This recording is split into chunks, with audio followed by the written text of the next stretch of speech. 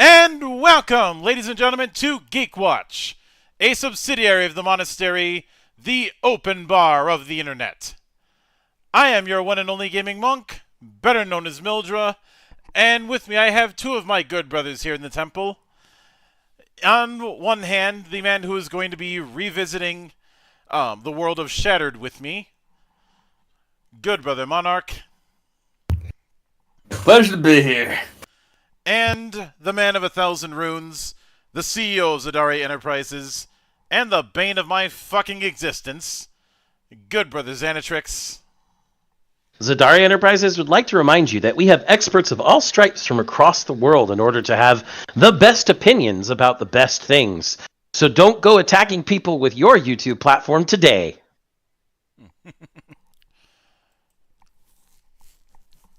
No, and I would make some joke about punching up and punching down, but let's be honest. At my height and at your height, Zan, we're always punching down. Yes. So anyone who wants to get on our level, I hope you have a stepladder. Yeah, 'cause step ladders make easy targets. They're made of wood. I'm more a few good shot to your chins myself. Bring everyone else down to my level. That's my plan. Good luck.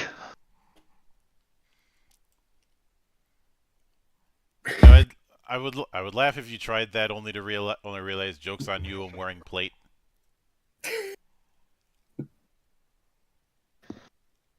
I've got some steel-toed shoes here somewhere. But But we are not here to talk about steel-toed shoes or wearing plate or wearing sabatons. heh. We are here to do a reconstruction. We haven't done a reconstruction in a good while, especially a reconstruction regarding video games. Now, the topic in question, the Order 1886, is something that should not need much in the way of introduction. It has become the most infamous early PS4 game in terms of putting cinematics and looks over actual gameplay. It's been long lambasted for a campaign that only lasts 4 hours and nothing else, despite wanting to charge $60 for it. It was it. There were plenty of controversies around the thing. It all but broke Ready at Dawn as a legitimate studio,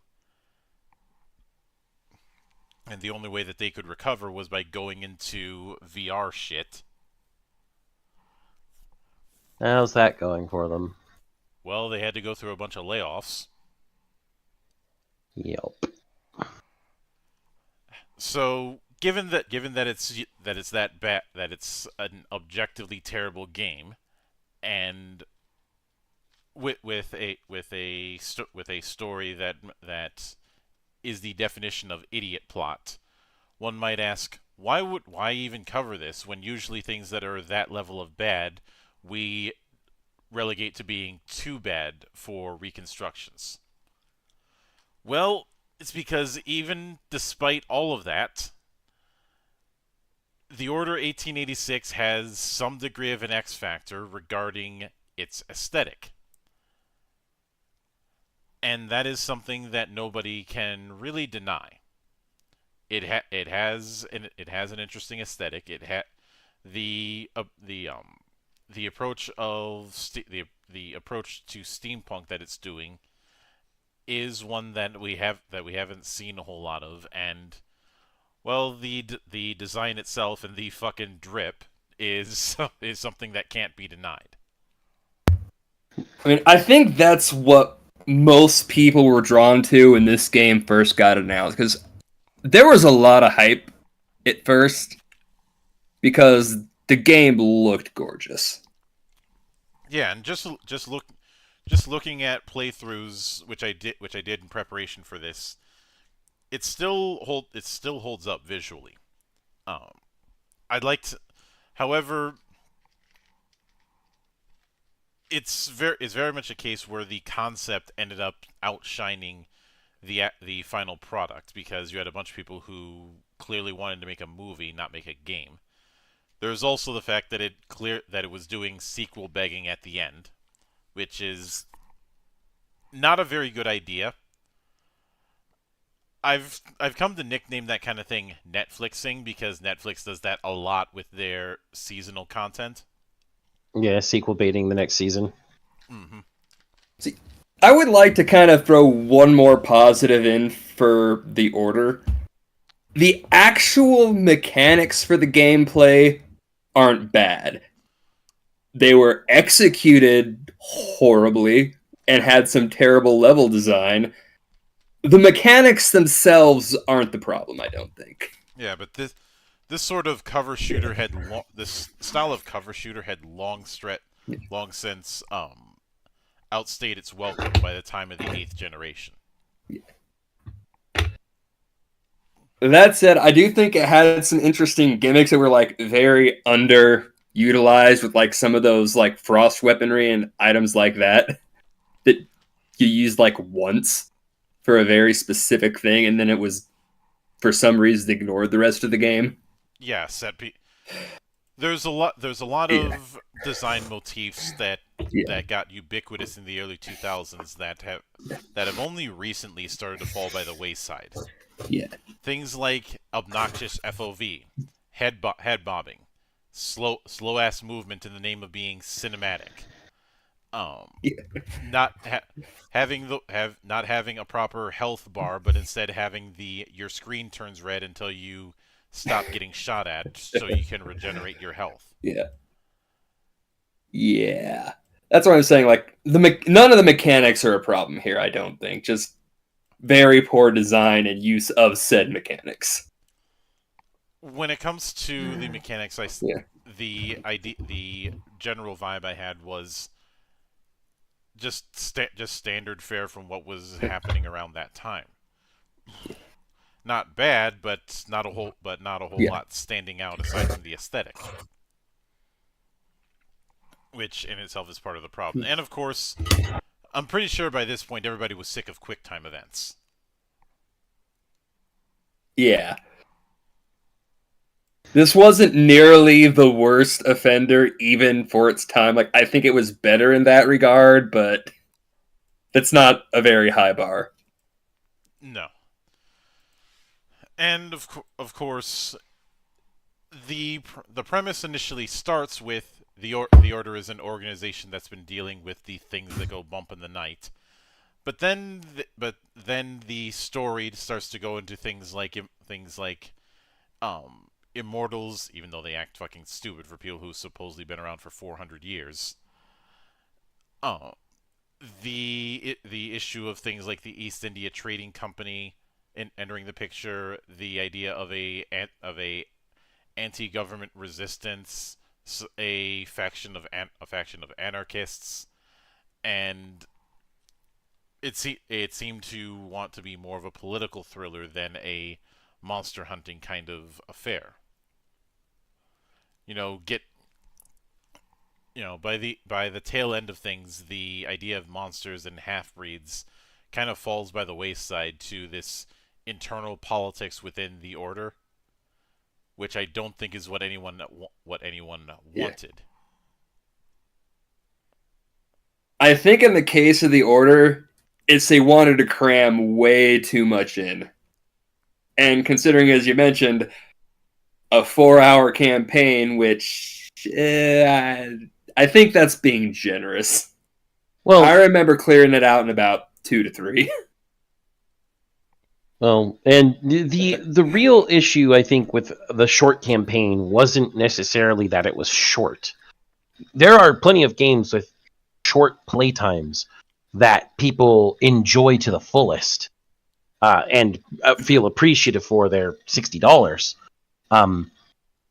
It's more the fact that it wasn't. It didn't feel worth it. There was the campaign just didn't feel like it had that worth. Whereas if you go through a game like Devil May Cry 5, its full campaign can be done in a couple of hours. But you're going to be having fun the entire time. Also, with something like that, there's a lot more gameplay relative to that than what you're actually getting out of the Order. Yes. Which comes the next problem. I'd be shocked if there was an actual 2 hours of gameplay in my run when I beat it. Like, ignoring the story and cinematics, I probably actually played for less than 2 hours. That's a problem.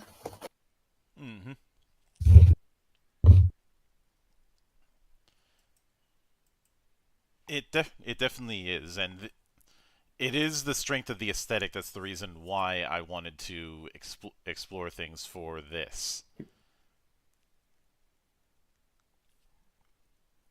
Because well, it certainly fits the bill. So with that said, let us have a go. Now, I will admit this one is going to be a bit more getting the nukes than we've done in the past. And I do see Neff in the the chat. Uh, but I think I think one of the main things to consider is when it comes to the story that I honestly think is unsalvageable. I think some of the premises can be kept, but the big problem is if you're gonna do some sort of historical conspiracy kind of thing, or do a monster slaying kind of thing, you've got to pick.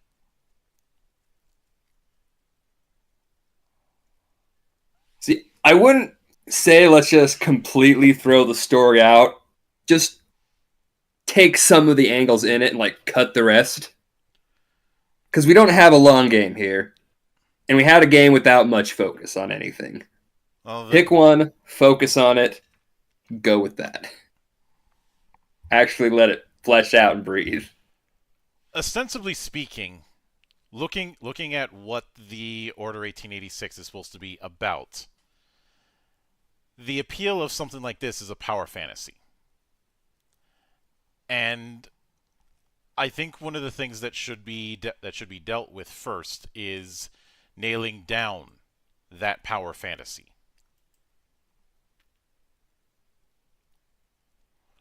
You know, nailing down that this is meant to be a power fantasy, not a Tom Clancy novel.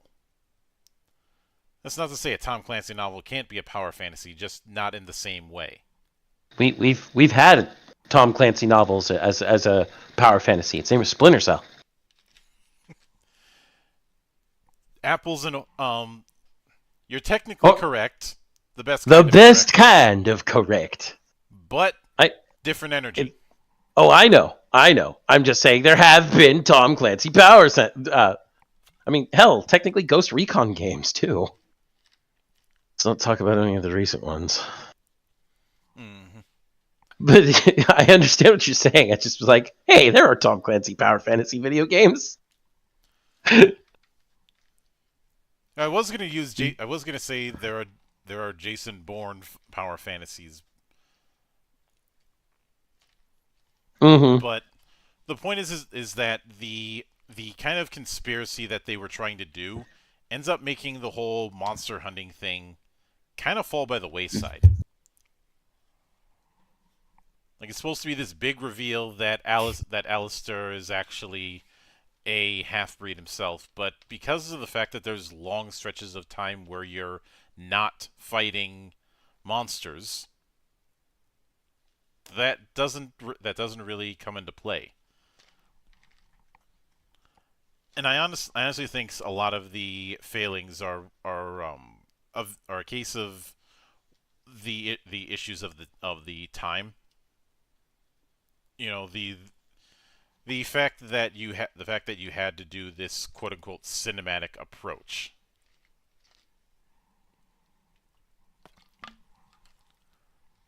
But yeah, no matter how good your cinematics look, if you're pulling the player out of actually playing the game for too long, it's not going to matter. They're going to get bored. So, I want to be the one blasting this shit. I think that the first thing that should be done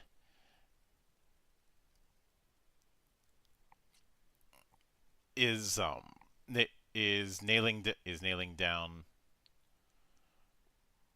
the is nailing down the core conceit.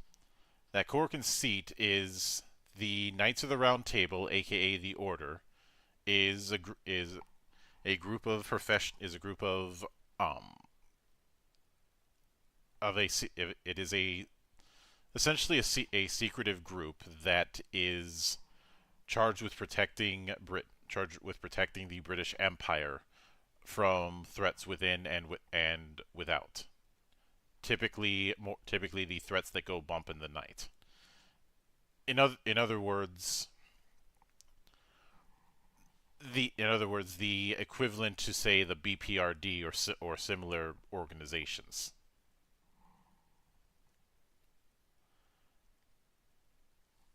And the whole thing of them supposedly being immortal versions of the ancient knights,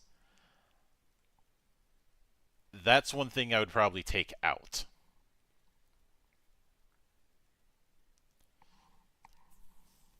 Because there's no none of the characters actually act like they've been around for centuries. Yeah, I'm with you there. I'd actually completely forgotten about that bit of the story. It really wasn't necessary. It just convolutes things.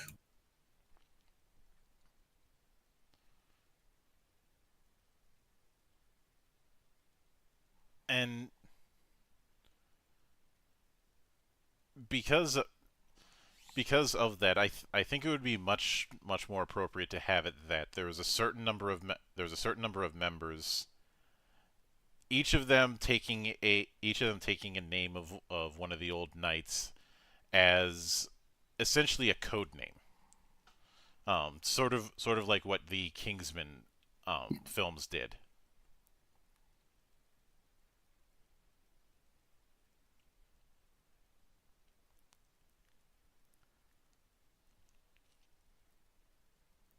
And the big reason for that is you can have that idea of the inheritor of a legacy kind of approach.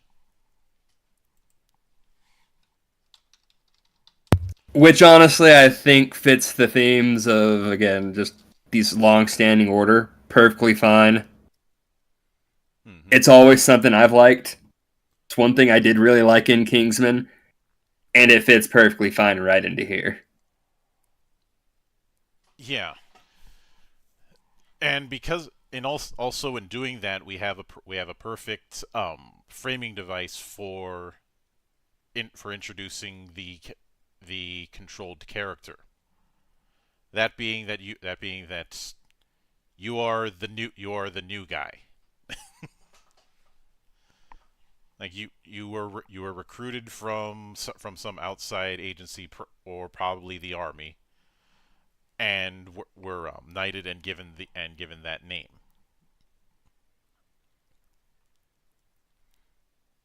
The question is which of the if we're gonna have somebody as the new guy, which name of the original 12 knights should that new guy get? Why shouldn't the new guy get the same new guy name the new guy of the Knights got when he was given his first mission in the actual Arthurian legend? Yeah, which one were you thinking? Sir Percival. You'd ha- so in this hypothetical we would be playing as Percival, who's just recently been not just recently been um I won't say knighted, but inducted. Sworn in, yes. Mm-hmm. Uh, I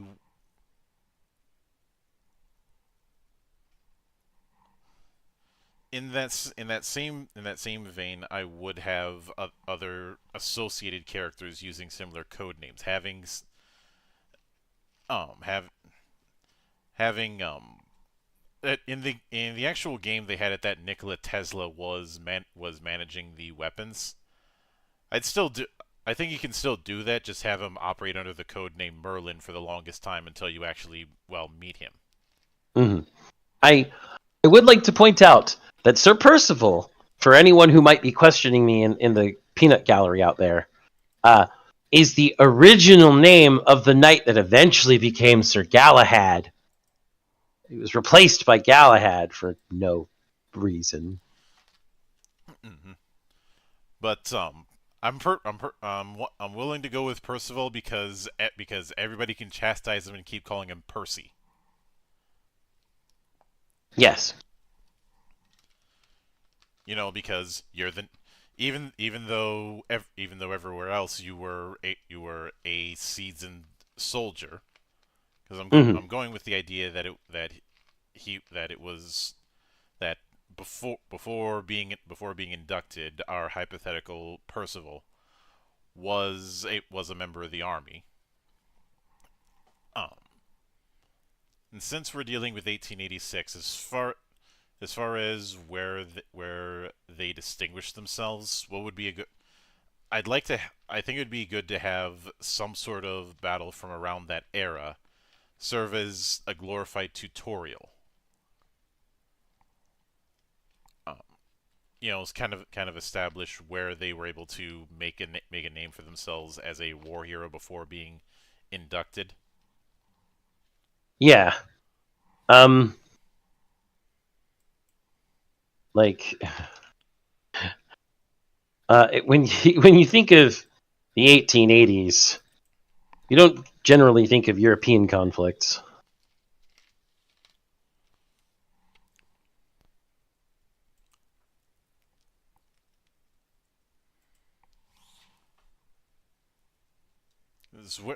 Because we are around that time we are on the cusp of the First World War. Even though Yeah, it'll be 20-ish years later. yeah, but the pieces are starting to come in. I would. It's the the big thing in this pre World War One era is the fact that large amounts of Europe were controlled by these expansionist empires that all had tracts of land all over the place outside of Europe. Mm-hmm. Obviously the big three powers were going to be or I won't say the big three, but the bigger ends of things when it came to powers would be the British Empire, the Austro-Hungarians, and the Russian Empire.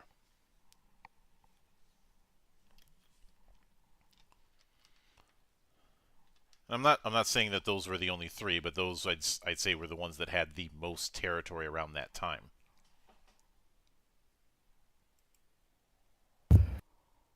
Now, while I'm not too familiar with my wars, we got Nephenor saying Zulu War was probably the one that they would have been most relevant around them. Or the fact that the American Indian Wars ended in 1886 because Geronimo surrendered then.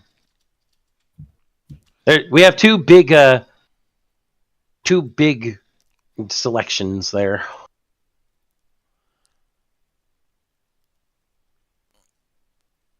This is one I'm not too picky on. I'd say we got two big selections. Flip a coin. Especially if this is largely going to be the tutorial section. Mm-hmm. At least at first.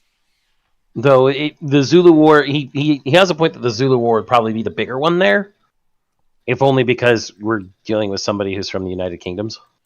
Yeah, but the Anglo-Zulu War what began and ended in 1879. Yeah.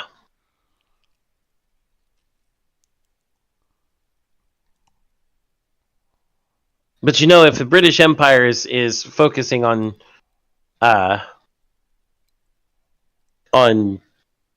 fighting enemies both within and without, even back in the 1800s, there would have been military attaches, such as, hey, we want you to train our guy. Here, have him for a few years, and give him back to us. That's the thing that still happens today with specialist members of the armed forces. Mm-hmm. So he could do both. You could have a tutorial that's a few different places, just so that you get the sense of the game. You know, quick thing here, quick thing there, and then go into the game itself. Yeah, I would say probably distinguishing himself in both encounters,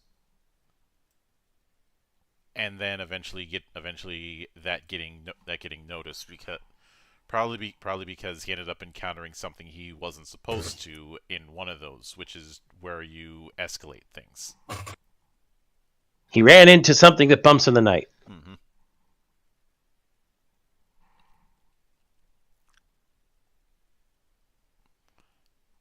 And as far as the actual induction, um, I would it wouldn't be too far removed from the standard knighting ceremony. It's just that in taking it, the you it's not far removed from, say, joining Men in Black, in the sense that your old identity is wiped out. Yeah. Now, as far as the whole thing with Blackwater, I'd still be willing to keep that. Just retitle it Grailwater instead.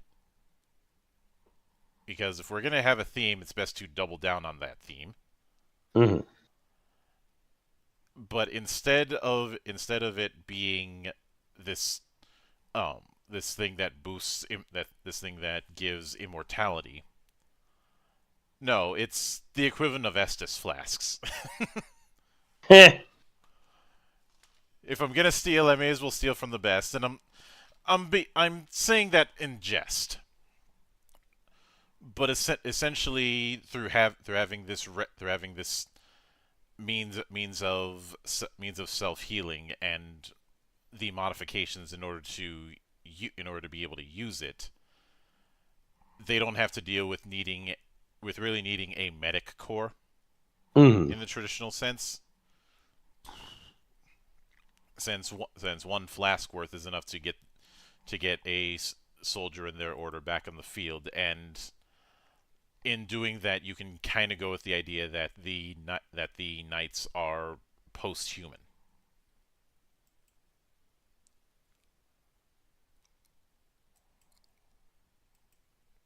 You know, still doing the whole enhanced strength and reflexes thing, just without the immortality thing that goes nowhere.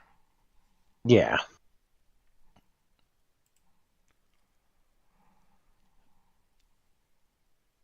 Now, because of that, a lot of the conspiracy stuff is largely going to get tossed. The big mystery deals with those things going bump in the night, and because of that, there's the issue of going into other regions, other nations to do this investigation, which Mm-hmm.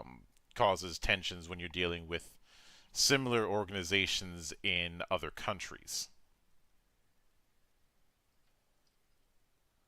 You know, say down the road your investigation requires you to head to Russia, for instance.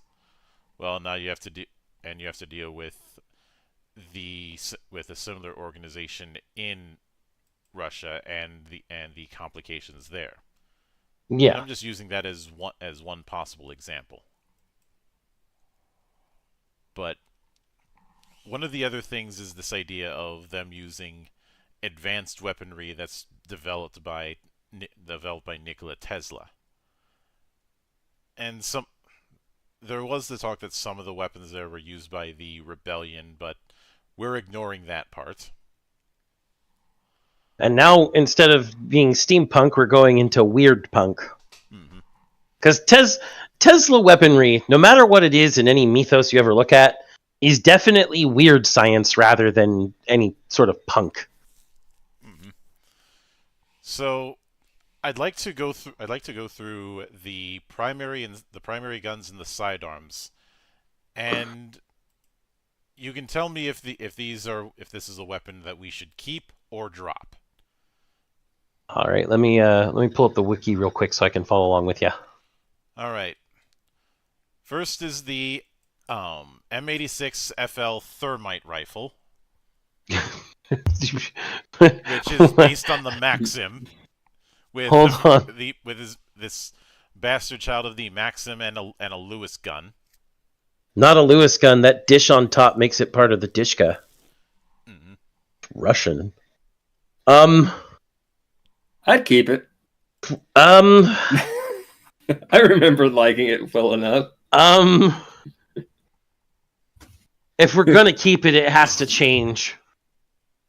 We're not making them, immortal knights anymore with major enhancement. There's minor enhancement, but something that fires literally highly flammable magnesium, since it's a thermite rifle. There's no water in that barrel shroud like there would be in a Maxim. This thing would melt in your hands. So, I think it would be better as an emplaced weapon. I'm not a big fan of doing turret sections, if you catch my drift. I know. I'm talking about in-universe, not necessarily in gameplay. Percival's our hero here. Maybe his enhancements have been a little more nice. You see it as an emplacement, but much like how Chief can tear turrets off, Percy can do the same thing. But that limits limits some of his movement speed, and also limits his access to his normal weapons. Now, I will note when it comes to movement speed, there's a few things to note. One, in this hypothetical, we are not having corridor shooting as the main thing. We are opening that up. Two, okay. We're bumping up the speed. We've Yeah, already given ourselves a perfect excuse to have him go at ludicrous speed as his normal movement rate. We're keeping that. Yeah. So what I'm thinking here is that you don't. It's not a turret section. You're not in placement unless we have defend this area, etc. as one of the encounters, because even Halo had those, and those could be enjoyable a lot of the time. Current objective: survive. Why is my helmet cracking? This isn't fair. Please stop, Monk. I don't need to be abused by Reach yet again. But just because of how this gun is supposed to work, it's the supernatural element is with our people, not with our guns. That's weird science. And weird science still usually has the limitations of science. So maybe this is an emplaced gun where he can tear it out and use it off the emplacement. Like I said, it slows him down a bit. He doesn't have access to normal weapons, just like when you tear a heavy turret off in Halo. Also causes the ammunition to become limited, because then the gun melts down when you've been shooting it too much. Yeah. The balancing act would be that it's a lot more powerful, but a lot more limited. Yeah, it's a power weapon. That's exactly what I'm trying to get at here. A rifle that shoots thermite is not a normal rifle. That is a power weapon. I don't care what anyone else fucking says. Yeah. I'm entirely fine going that route. The next on the list is the TS-21 Arc Induction Lance. Oh God. The the literal Tesla gun.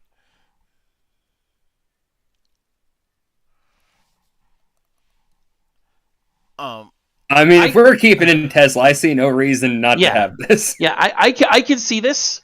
As the one person in here who never played the Order 1886, did you have to charge it up before you fired? Yes, and it only has 6 shots before you have to reload it. I think it's fine as is then. It's like something that shoots lightning. Like literally it just shoots lightning. It already has the trade-off and drawbacks that something like that would have. There's no need to change it. The only thing that I would change would be a slight change, and that is having it where when you hold the thing down, you have this expanding square, and any enemy that's within that square gets hit. Essentially, it is a multi-target auto hit. Okay, yeah. I mean, chain lightning gun, sure, that's fine by me. So if there's 5 enemies that are charging at you and they're within the square when you fire the thing, and of course the longer you hold it, the bigger the square, but that also means more charge time. And there's obviously a max charge. Yeah. If I had to use a parallel to what I'm thinking of, consider the homing laser in Zone of the Enders. Absolutely. Not at that level, mind you, but the same principle. Oh, we don't want to have homing lightning. I'm kidding. So, next is the M2 Falchion auto rifle. M2 Falchion auto rifle. Is it just basically an automatic rifle? It is an automatic rifle with a underbarrel air burst. I honestly think instead of the air burst, the underbarrel we should just drop the bullshit and just make that either a grenade or a mini rocket. Let's see, it's going for something stunning, so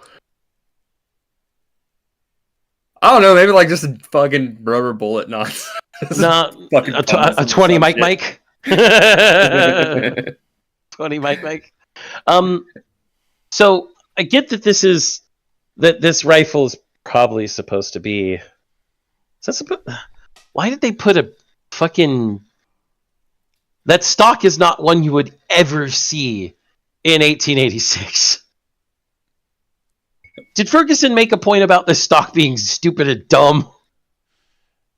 No, he made more of a point about the gas block. Yeah, that doesn't look like a gas block. Yeah, really, I think just replace that concussive air blast. A concussion grenade. If maybe a rubber bullet grenade of some type. No, if it's only supposed to be a stunning weapon, not supposed to be something that kills everything. If we're going to keep the same functionality, let's dip into the weird science again.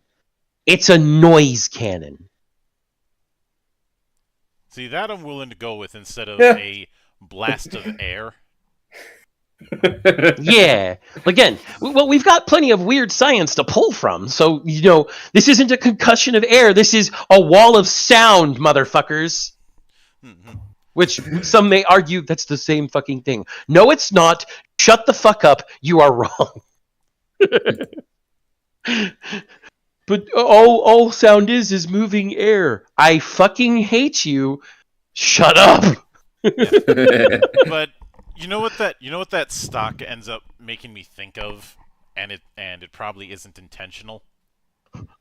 A Dragunov? Yeah. Whenever I see that big ass hole in the stock, I automatically think of a Dragunov, which is a sniper rifle. and the carved cheek riser for the cheek weld. That's fucking stupid. Those are both precision marksman rifle features. This is not a precision rifle. This is Well, I mean, a combat rifle. I'm guessing that the M2 Falchion is supposed to be... is that supposed to be the Lee Enfield? I'm not 100% sure. Or is that supposed to be, like, the M1 Garand, which didn't exist yet? It's not supposed to be the Garand. I know, I was making a joke. Mm-hmm. It reminds me of some of the older battle rifles from the UK that, well, they are bolt action back then. Mm-hmm. They can be used semi-precision. They're just not marksman level precision. Yeah. This is a battle rifle with semi-precision. Mm-hmm. But that means it can still have a normal fucking stock. Yeah. But the next on the list is the M84 Marksman Carbine. Because that makes sense. The Essex M84 Marksman Carbine. What the fuck is this shit? See, this looks more like an M4, except for that fucking scope. Why is there a suppressor? I don't think suppressors would be a thing for a few decades yet. And what's that monopod? What's that monopod? I'm not going to give him shit for including a suppressor just because of the year. We got a fucking lightning gun. No, hold on. That aspect. That monopod, though. That fucking monopod. What the shit? Monk, I know what gun this is supposed to be. What? It's a Mosin Nagant. Yeah. No, you can tell by the bent down bolt handle so that it avoids hitting the optic. Mm-hmm. And by the magazine. And this is supposed to be a Mosin Nagant. Or at least the XP of one. I don't think that's supposed to be a monopod. I think that's supposed to be a strap. The things that triggered me with this still are that scope and the idea of this of having a suppressor in the late 19th century. Again, I can forgive the suppressor. But... I'm not offended for the suppressor due to anachronism. Like I said, like Monarch is saying, and like I agree with here, we have weird science. Suppressors could be a thing. I have an issue with it because it's a suppressor on what is supposed to be a marksman rifle, and this is a marksman rifle that has been cut down to carbine size. Why?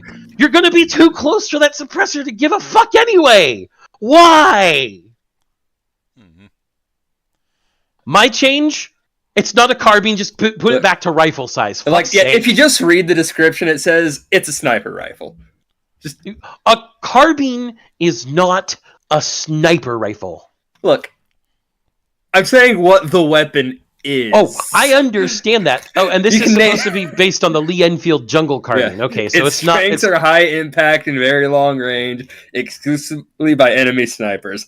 It's supposed to be a sniper rifle. It's supposed to be a sniper rifle. It's just got. It's a fucking carbine. It's a fucking carbine. Not. They called it a carbine, but it is not a carbine. It's a sniper rifle. I'm telling you right now. Think of it how they call it, like a peanut is not a nut, even though it has a nut in its name. It's carbine in its name. It's not a carbine. It's a sniper rifle. That's why I'm saying drop the fucking suppressor, give us the full-length barrel. That's all I'm asking here. Really, that's all I'm asking here. Keep the silly-ass long scope. Keep everything else. Just drop the suppressor, give us a full-length barrel. Fuck this being a carbine. Yeah. Fuck it. I'm perfectly fine with that because we are doubling down on the you're hunting the things that go bump in the night. Yeah. So I would say what you know how with say The Witcher, you have it that Geralt has this extensive knowledge of the habits of various monsters. Absolutely. I would say the gameplay loop for this hypothetical is investigating what sort of monster they're dealing with, what sort of things you would need to deal with it, and then dealing with it. Rinse, repeat. That'd be nice. Uh, Making it a mission-based affair then. yeah. See, in something like this, then I'd almost say go back to what was it, GoldenEye 007, where you have like the bigger areas compared to what we had in We already 86. we already nailed that down. We are having bigger areas and faster movement. Yeah, but Bigger then you areas. also I'm saying it, since we're doing that, if we set it up like you would in something like they did in GoldenEye, where you got like that list of different objectives. So it's not necessarily you're going one to the next. You've got that list, so you're also having room to like explore how you like as you're piecing all of this together, rather than the more linear nature of the original game. That's pretty much what you're going to be doing in an immersive sim anyways, so we just steal from that. And, Yes. addressing the chat for a bit. Hey there, Cress. Welcome to the party. Welcome to the shit show. But next is the 3-crown coach gun. Oh God. Which Is this what I think it is? Triple-barreled shotgun. These exist. This is a real thing, and there even is a short-barreled version. But we gotta change that stock. That stock is far too far down for it to be of any use. Like if you shouldered that, you would be pointing the barrel about 14 degrees towards the ground if you're holding it at level.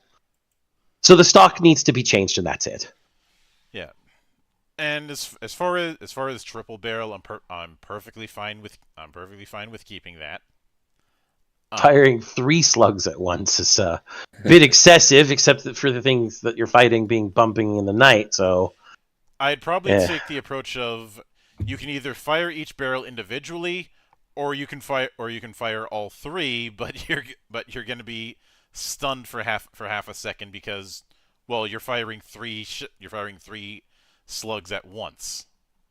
Did I ever tell you about the time that I slam fired 5 slugs in a Remington? No. It was fun. My shoulder didn't feel so good afterwards, but it was fun.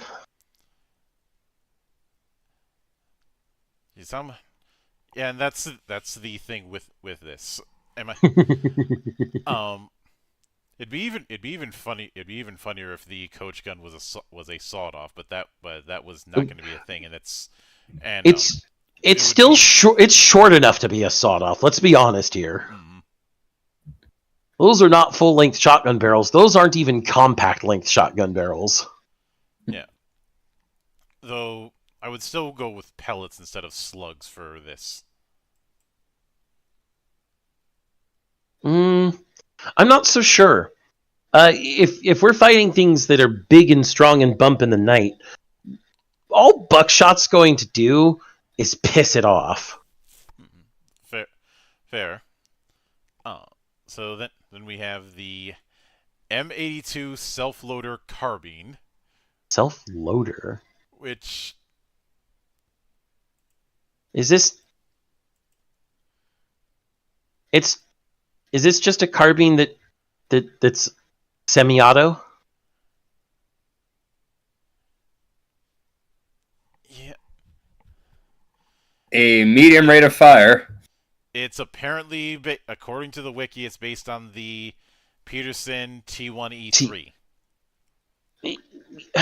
I understand that.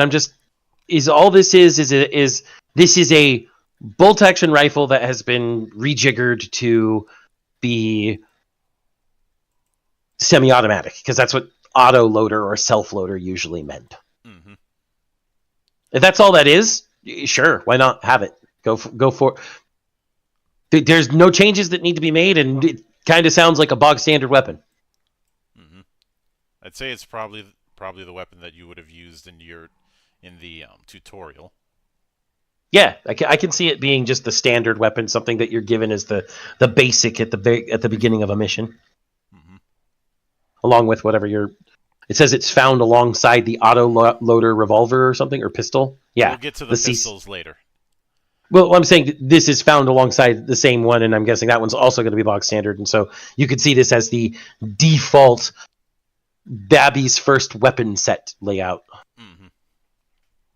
But then the last of the primary weapons with their own page is the M85 Automatisch, which M85. What the fuck is this abomination? Supposedly based on the Bergman MP35. With the drum mag of a Mondragon.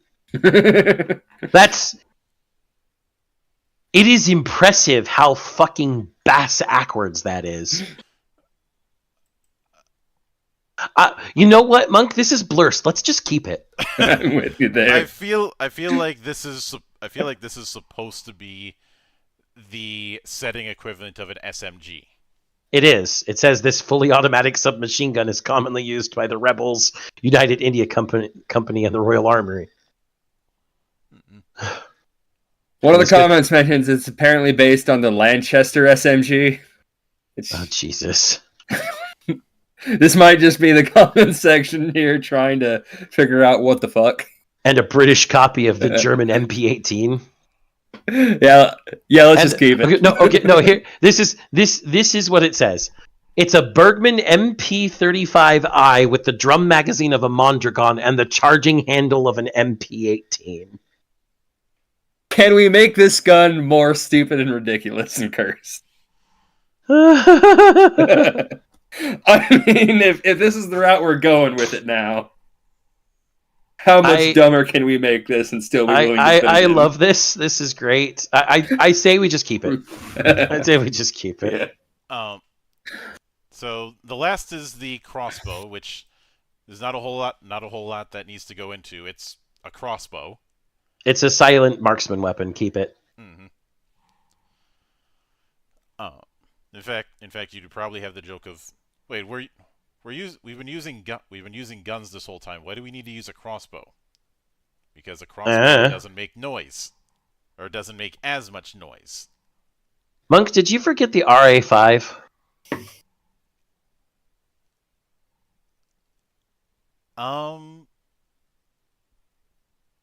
The RA5 repeating 12-bore shotgun. Hang on.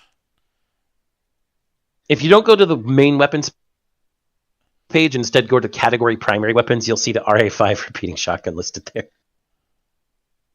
Which is just a Browning Auto 5. Hang on, let me make sure. So, Falchion we got, Self-Loader we got, Marks. RA5 can... RA5 repeating the shotgun. Ogden RA5 repeating 12-bore shotgun. I need to check something real quick. What size 12 bore I'm just straight is? saying we keep it. So what I specifically wanted to look up is okay, never mind. It would have been too early because given that this is based on the Browning Auto 5, I was hoping, maybe we could make some sort of in-joke to the fact that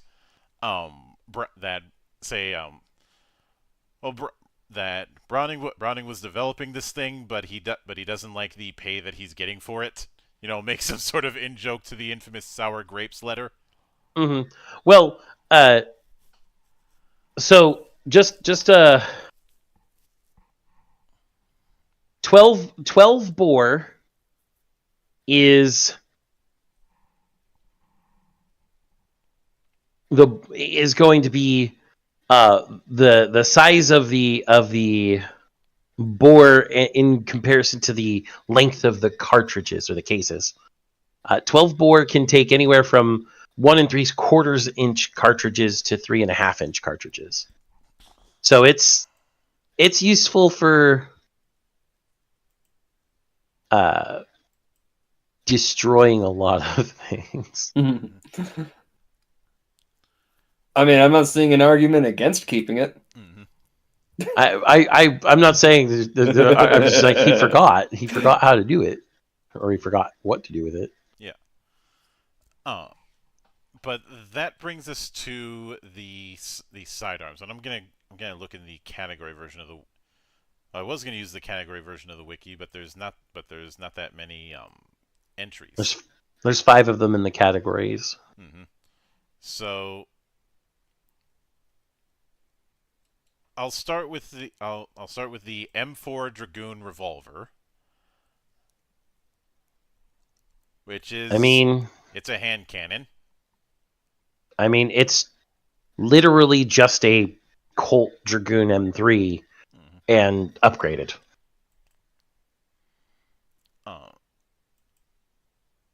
Yeah,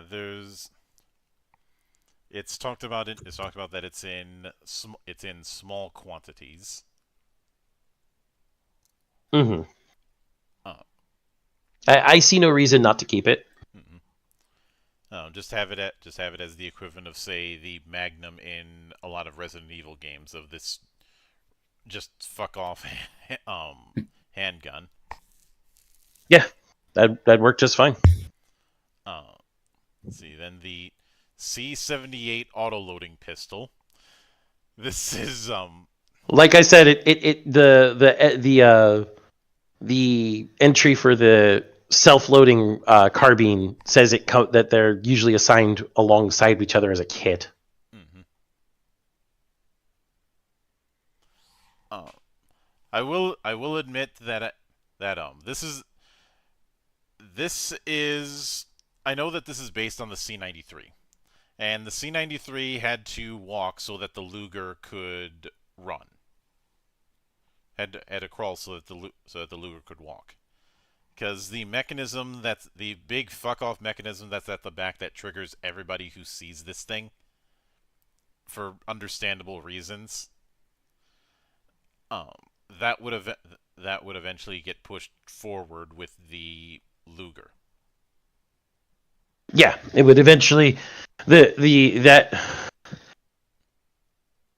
I want everyone to take a good look at a Luger and understand that auto-loading mechanism is a fucking weird thing.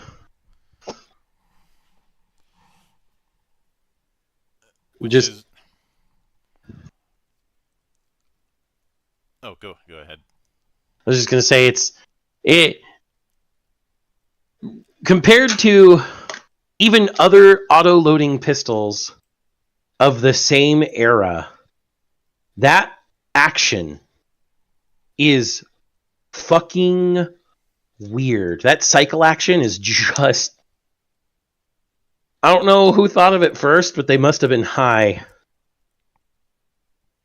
Well, this was made by Luger, so.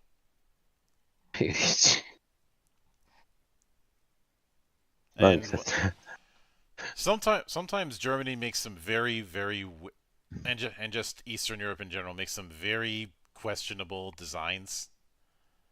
Germany is Western Europe, though.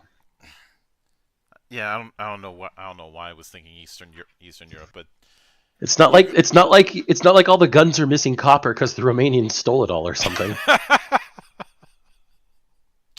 God damn it! But remember that Romanian anti-air is just them stripping down the airplane before it can fly. But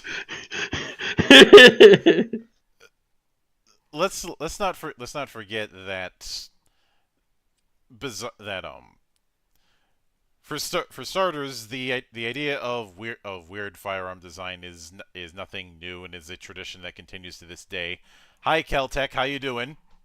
I hope their train is out of cocaine. They need more cocaine for their train. Yeah, that's where choo choo. All the money does that's where all the money goes to their R&D department, is the cocaine train. Cocaine train, choo choo. And of course, there's the what the fuckery that is the G11. And then, if you really want to get into fucked up weapons development, just go to Khyber Pass. Let's not say we didn't. I like torturing people with the idea of going to Kyber Pass.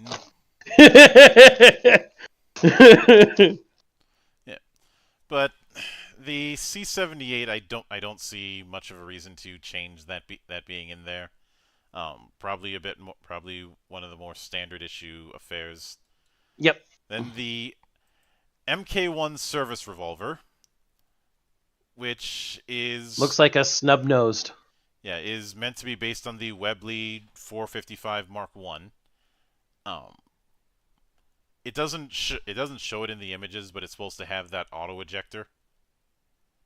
Which is kind of weird. Uh,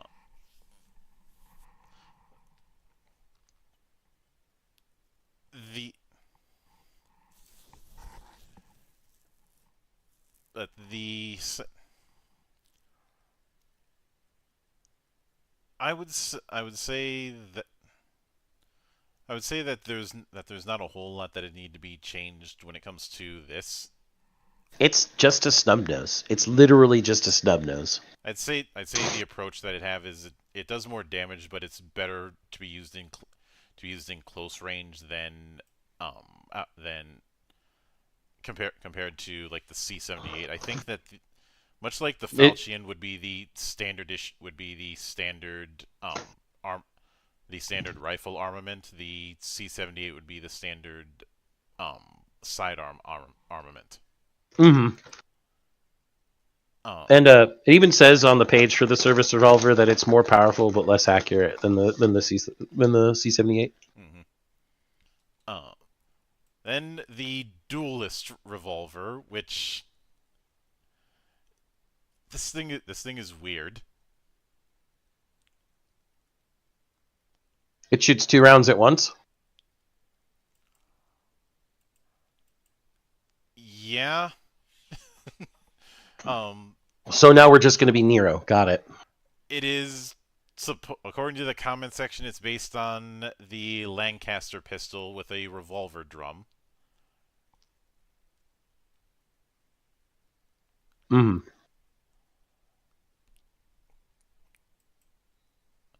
I would actually keep the duelist revolver, but as a gimmick weapon, i.e., if you are it does a lot of damage, but only if you're doing headshots.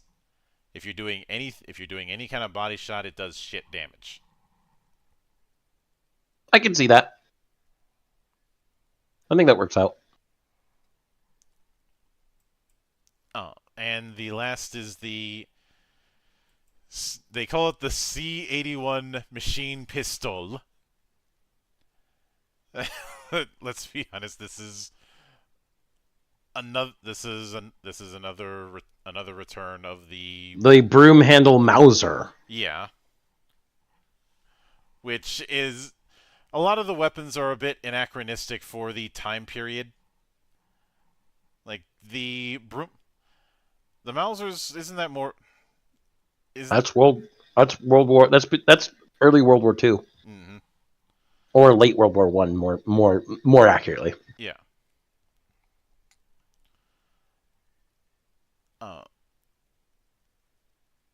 This is the idea of a machine pistol. I'm not entirely. Was that really a thing yet, or would repeaters be more of a rifle thing, not a pistol thing? A machine pistol, like what this is, wouldn't have been a thing. Actual machine guns, even though we have a few in the primary gun area, actual machine guns weren't really invented until just before World War One. So while it's cool that we have actual machine guns in the primary rifle slot, miniaturizing that to pistols would take a little longer. And I think in this case, unless we want this machine pistol to be a pea shooter that's only really good if you focus on weak spots, I don't think we really need it. Mm-hmm. Like we've got quite a few good sidearms already. I can take it or leave it. If Oh, anything, I might say I just leave it so there's another option that's not bad and might have its own niche use, but it's meant to be done in bursts, but I feel like the sidearms should be leaning towards precision, short range precision.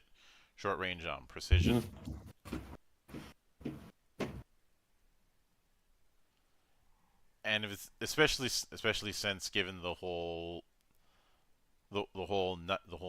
knights being post-human, that's a perfect excuse to use some form of bullet time, so you can do those precise shots more easily. Mm-hmm. But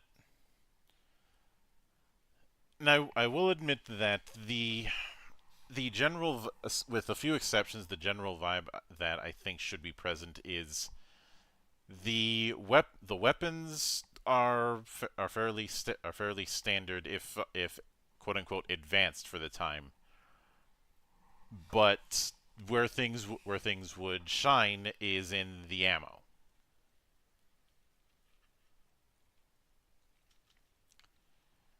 And if it's some, having blessed ammo or different types of ammo that's specific to the type of monster that's being hunted. Mm-hmm. Using silver. Could you get away with silver nitrate in this time period? sure, why not? Photography. Hold on, let me check the photography. Um,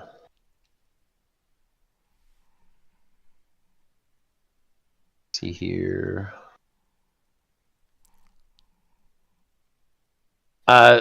Silver chloride was being used in photography as early as 1777. So I think maybe other silver compounds would exist at that point. Yeah. Mm-hmm. I mean, especially since they're developing stuff explicitly to fight things that don't actually exist in the real world, so Yeah. the justification for having it here it's Is not that even a stretch. Tesla said we needed it. Yeah. Yeah. So in fact, silver nitrate was a precursor to things like silver chloride, and silver chloride was used in 1777. So yeah, silver nitrate would absolutely be in use. Mm-hmm.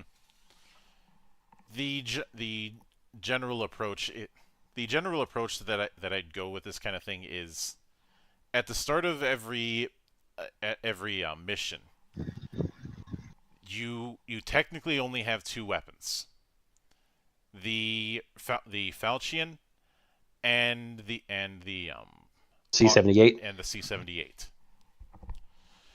Uh, as far now, are those the only two weapons that are? Am I doing some two-weapon limit? Not necessarily. You start with only those two weapons. You can pick up other weapons that are going to have a bit more of a edge, but are going to have limited ammo. The approach I'm going with is your starting two weapons are your jack of all trades, whereas everything else is going to be more specialized. It's just unlike a lot of jack of all trades weapons and shooters, they don't get outclassed with power weapons. Mm-hmm. The bigger thing is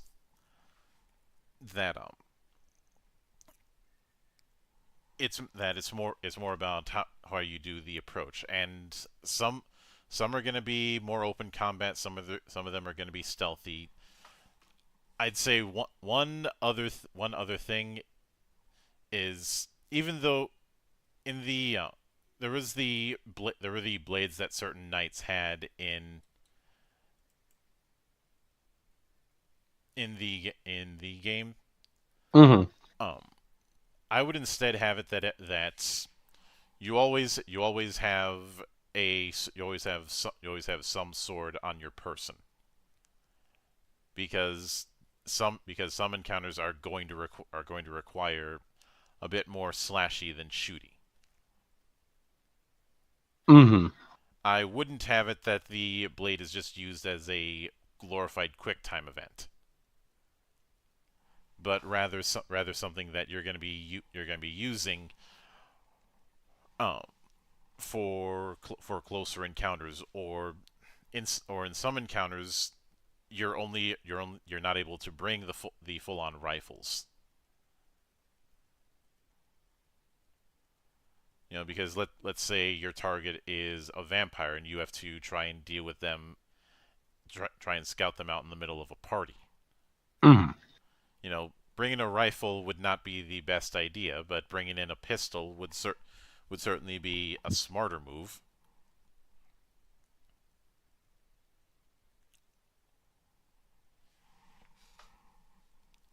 And if it sounds like I'm using that to do the setup of the vampire count was assassinated while watching an opera. I can't imagine why you'd do that. Not after what happened only 20 years prior to the 1888. Mm-hmm. Or 1886, excuse me.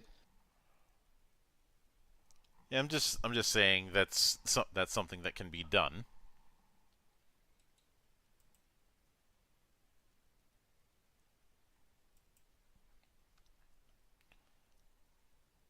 But when it comes to the particular enemy types, uh, aside from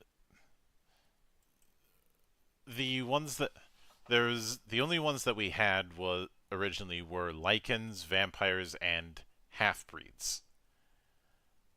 Though we never really got a concrete answer as far as how half breeds ended up being made. So I honestly think just sticking with Bestiality. I wasn't gonna It's go all that just. It's all a bunch of bestiality, and you know it. I wasn't gonna go that Fucking route, but furries. okay. Literally. I wasn't gonna go that route, but okay. Um, but I'd say those are two that could work. I would have vampires as the jack of many trades enemy type. The high priority one that can do a lot of different things. Yeah. Whereas something like lichens, I'd say with lichens we have them in two varieties: speedy boys and heavy boys.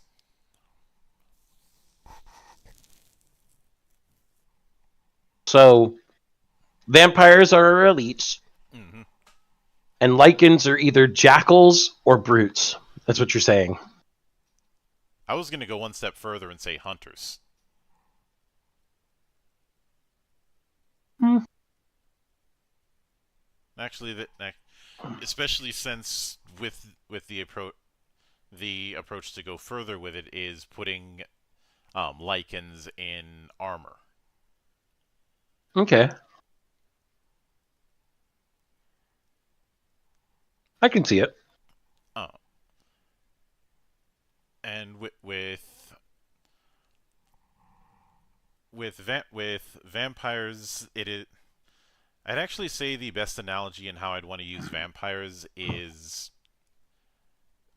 Big Daddy in BioShock, in the sense that you have to have some degree. You're supposed to late game. It's another story. Have a certain amount of planning when it comes to dealing with taking down a Big Daddy. You can do it, but doing so in an open fight is not a good idea. Mm-hmm. You know, dealing with them indirectly is the better option, and against a vampire it would be a similar setup. Yeah, understandable. Uh, as far as other types, a lot of things that would be in would be in folklore in the British Isles and across Europe. So we have a lot of the Fae then. Mm-hmm. Um, I would I know it'd be tempting to have one of the big bads be some descendant or the like of Morgan Le Fay or Mordred. I think that'd be a little too obvious. Given Nah. the time period, I think the if we have to use a historical big bad, um, Rasputin.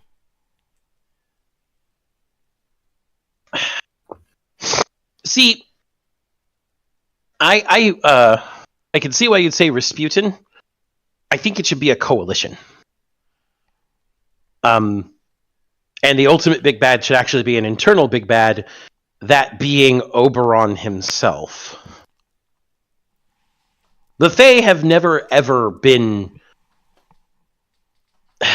nice to the British Isles. The Fae are whimsy, the Fae are chaos, the Fae do what the Fae want.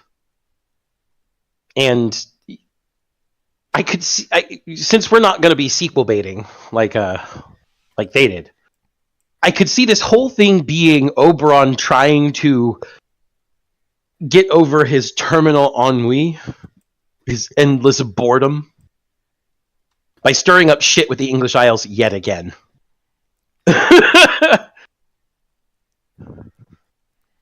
And to that effect, he has tagged people like Rasputin and other such occultists of the era.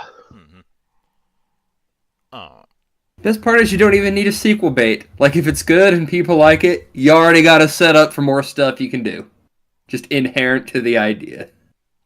Yeah, especially because if you fuck with Oberon enough and he's forced into hiding back in the Fey world in the Sealy court and all hurt and stuff, you've now pissed off Titania. Mm-hmm. Who is... Make no mistake, Oberon's a scary motherfucker, but it's Titania you really have to watch out for. Yes, hell hath no fury. Can you really call that which isn't really a woman a woman? I probably shouldn't ask that in the current political climates. We're not politically correct. I know. I'm not saying we'll get canceled. I'm just saying we're going to end up like that guy who flashed his dick in front of a bunch of feminists. Everybody knows the picture I'm talking about. Yep. The guy with the shit-eating grin laying back on the inclined wall while all those women are screaming and air horning at him. Wear capes. Not all heroes wear pants either, apparently. So, kind of unrelated. I had a teacher who told us a story about it. One of the guys who did like the streaking shit, but like with the Superman cape, but slipped down the flight of stone stairs. He was right at the bottom when the guy just landed right in front of him. It's like, oops. I can't imagine how much that had to fucking hurt. But the answer's yes. And actually, instead of because of this kind of approach, one of the early conceits we'd go with is obviously the supernatural is real when we have the things that go bump in the night that are very real threats. Yes. But also forms of the occult are real, i.e. magic and miracles are real. Which means that now our order also has a Merlin.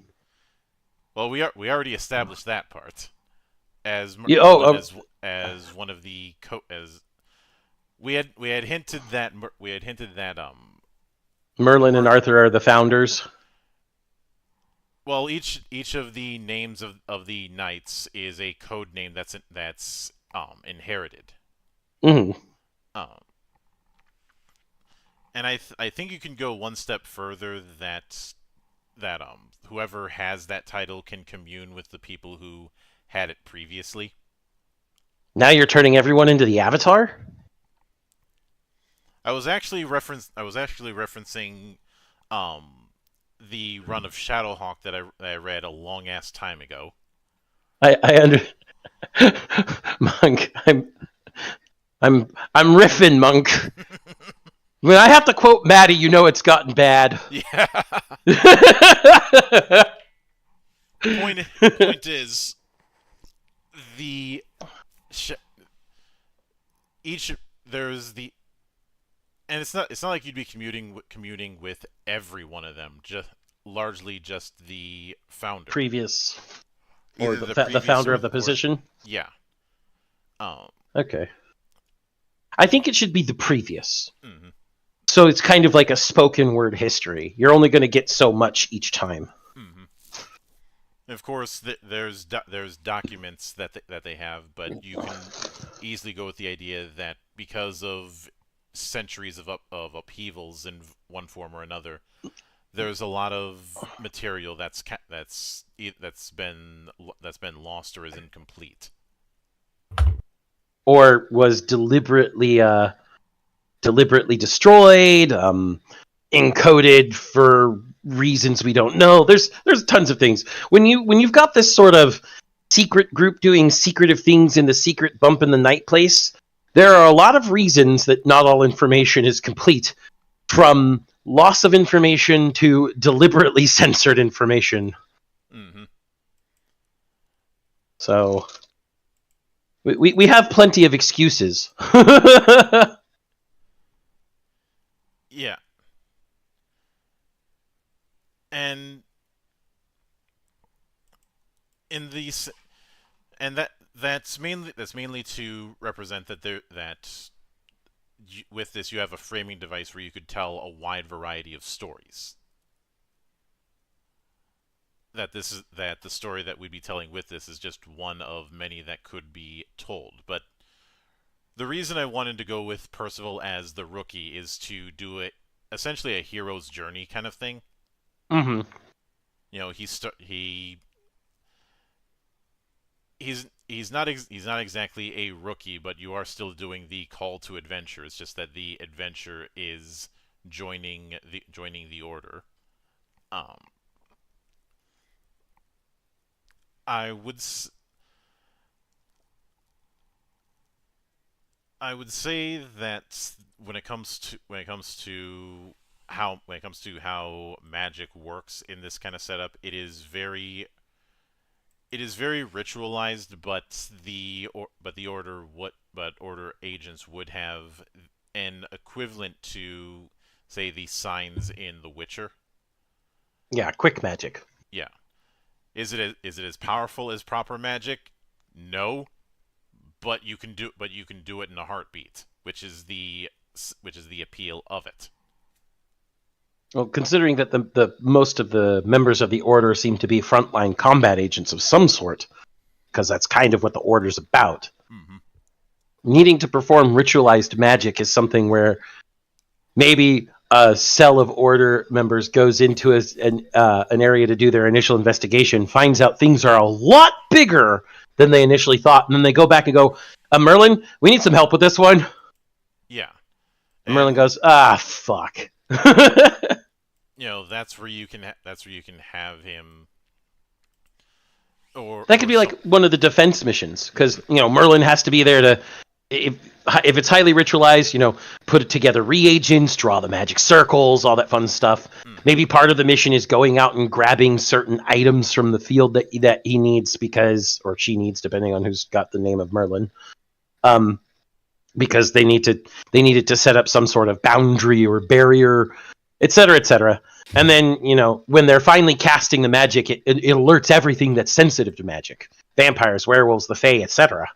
Other mages. And that's when the whole defend this position thing happens. Yeah. And of course, you can have the. I've always felt it'd be interesting to have the inverse of defend this position, essentially the equivalent of a raid. Not a raid as in the MMO sense, but a raid as in the um actual sense. I know what you're talking about. Mm-hmm. I believe they call it an assault in most games. Mm-hmm. Just the idea of getting in and clearing to cause as much problem as possible. But the idea, since we're going mission based, the idea would be to go to have a primary and optional objective with each. Unlike say Thief, I wouldn't have it that one of the optional objections is anyone, because well that's defeating the point. the Putting in a game about putting down the things that go bump in the night, making one of the objectives be don't kill XYZ, choose whatever the don't kill is, makes it unfun. Mm-hmm. Because it means you have to really check everything you're shooting at instead of just shooting at what looks like a threat. In a game like Thief, it made sense because Thief isn't about killing people. It's about getting in, getting stuff, getting out. It's a stealth game at heart. And so having the objective be don't kill anyone makes perfect sense. Because that's not your raison d'etre anyway. Mm-hmm. But in a game where this is an FPS, first and foremost, this is an FPS. You're shooting things because they are threats. Mm-hmm. Saying don't kill XYZ is poor form, unless it's like don't kill your allies, and in which case that's like okay, yeah, but your allies are marked, so that's pretty easy. The only time I could see using some stealth missions based on scoping an area or marking a particular target, and that's as far as I'd take it. Yeah, but at that point, the main mission is a stealth mission, and even then, you're not told don't kill anybody. Mm-hmm. Just don't kill the target because we got to know where they're going. Yeah. Or using the party example I mentioned previously. And hey there, Coops. Might as well jump in and get it over with before we do it later. I mean, you've joined us at a good time, I think. Yeah. Keith, just a reminder, Brooklyn Rage is still going on in the background. No worries. You're not a content creator if you're not dealing with some scuff. Of course.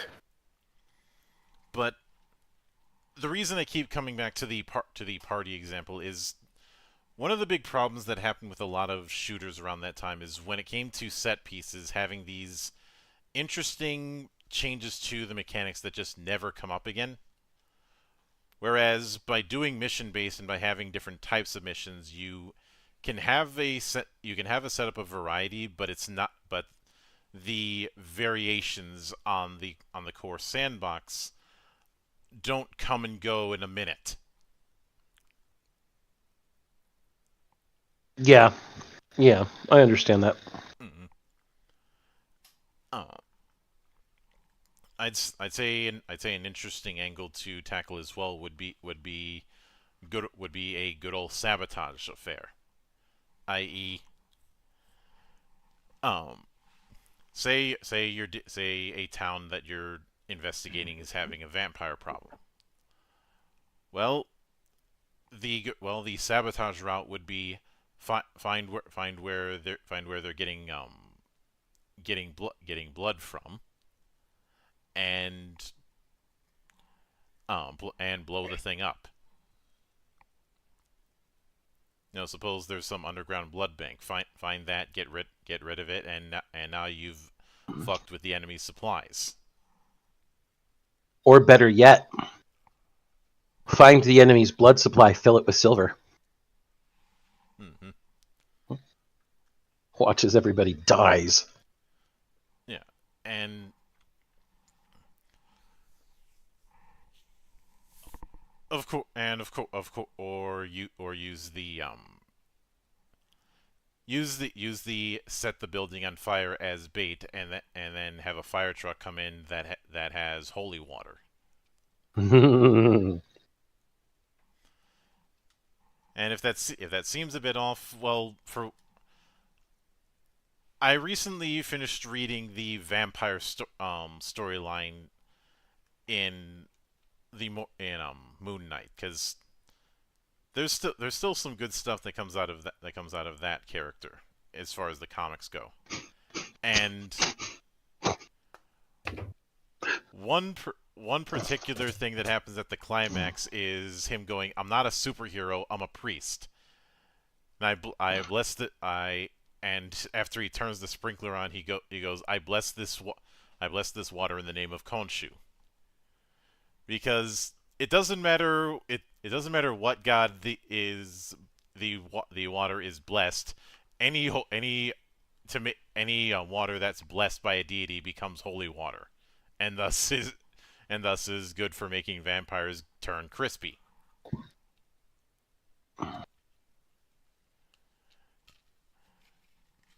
Because technically speaking, Moon Knight is a priest. I mean, let's not forget, though, that the funniest Moon Knight stuff is still the memes. True. And Dracula, where's my money? For the last time, why are you calling the Avengers? Wait, Dracula isn't an Avenger? That lying fuck. But I did realize that there's one particular type of weapon that isn't accounted for that I think needs to be. We need some form of rockets. There was a science weapon that could shoot sticky grenades. You could be demo men. Yeah, that'll work. That was the TS-17 the TS-17 detonator. Mm-hmm. I mean,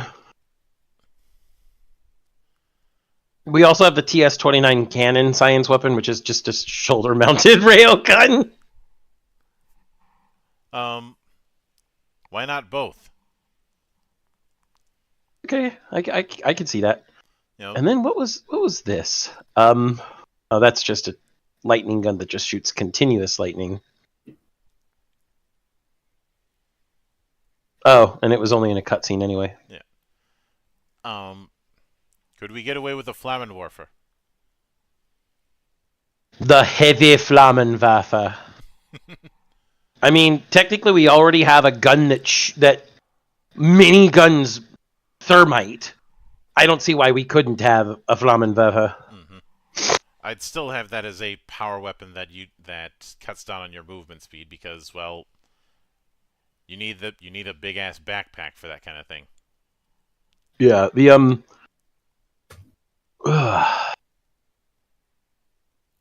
And truth be told, when it comes to power weapons, I'd say that's a good opportunity to have a scouting kind of mission. You know, where you're laying in the best places to put power weapons. Yeah, drop areas. Mm-hmm. And the drop area is not being predetermined, but just a general area to put them. Mm-hmm. And then when you're done, well, that part of the mission's over. Now you've got to actually go in and fight and utilize those things, and hopefully you put them in good spots. Basically, John Wicking it. Mm-hmm. And it is funny you mentioned that, because the World of Killers PDF did drop on my lap a few days ago. Nice. I don't plan on running it for a while, and it's not going to be a guest GM affair, because trying to get in contact with two little mice can be tricky at the best of times. Plus, there's the time zone problem. it'd be the ass end of the night in the usual time if I tried to get them on to guest GM. Yeah. But I I do think in the spirit of that, even if it's just used as a gimmick, I think a gas gun is needed, like a good old grapnel, Oh? especially if we're opening things up. I think having that kind of thing would allow for more advanced movement to kind of get to the oh so valuable high ground. Just ask Mm-hmm. Obi-Wan.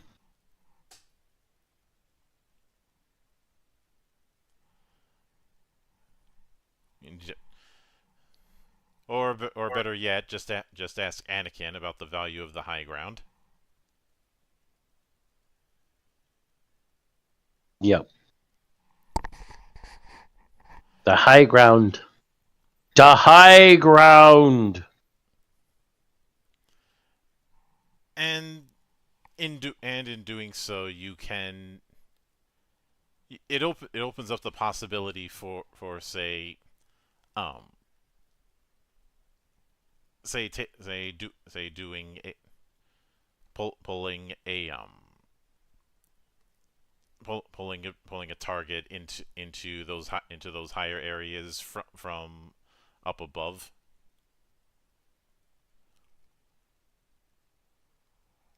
Mm. What I'm saying is using a grapple gun to do a DFA. Death from above is always nice. Mm-hmm.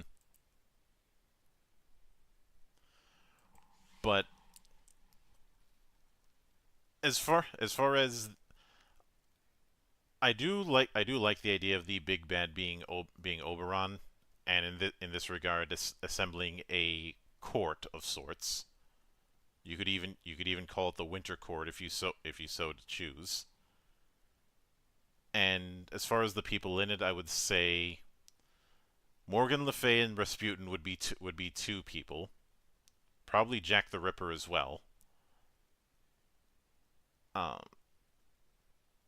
who else do you suppose would be a good candidate for that court? For the ensemble of...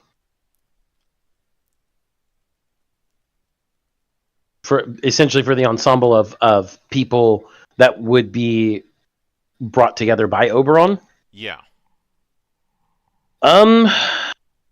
So given we're primarily dealing with Europe for the most part, there are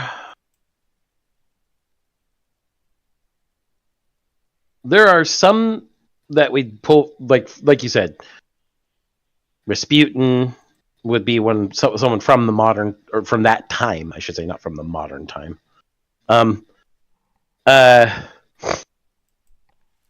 Morgan Le Fay, because, well, why wouldn't you pull from the Mists of Avalon when you're the Fae themselves? And if we're still going with the code name thing, we can just have it that somebody in the order went rogue and took on that name. Yeah. It's a good way to kind of keep some of the elements of that internal struggles without going full on political thriller. Yeah. If we do take Jack the Ripper, this would actually be before he becomes the Ripper, because the Ripper was 1888, Monk. I mean, so I'm it'd be fine like with that. It'd be like him getting ready to do what he's gonna do, or maybe all the things he encounters here, and then after getting beaten down by us, make him go insane, and that's why he starts killing whores. Mm-hmm. Who knows? Or maybe he just gets away. Like, we don't necessarily have to beat him. I mean, we could beat him down and he still gets away. Yeah, that's what I mean. It's like just let him get away. Mm-hmm.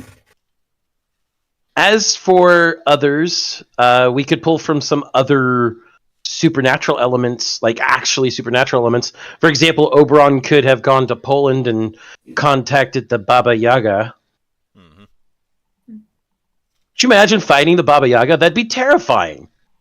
It'd be great. I love it. You terrifying? Just don't confuse it with the Baba Yaga. That's a terrible joke, Monk. Yes, it is. But there are numerous things, both folklore and full-on mythology, that we can pull out to put into the top echelon of this combined group. I mean, let's think about it for a second.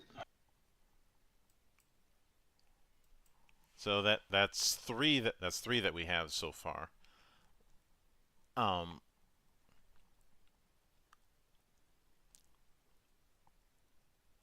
would say I would say a neutral party would be the Green Knight.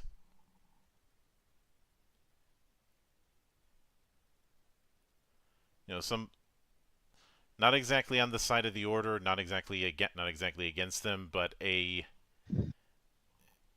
What go ahead. what about Morgan Le Fay having also taken a whimsical lad under her tutelage for magic, an 11-year-old Aleister Crowley? I'm not kidding. He was 11 years old in 1886. So this is where you would have Aleister Crowley as disciple of Morgan Le Fay. Mm-hmm. That somehow that is less crazy than the stuff that Aleister Crowley claimed. You mean like making Thelema or guiding humanity into the Aeon of Horus? Yes.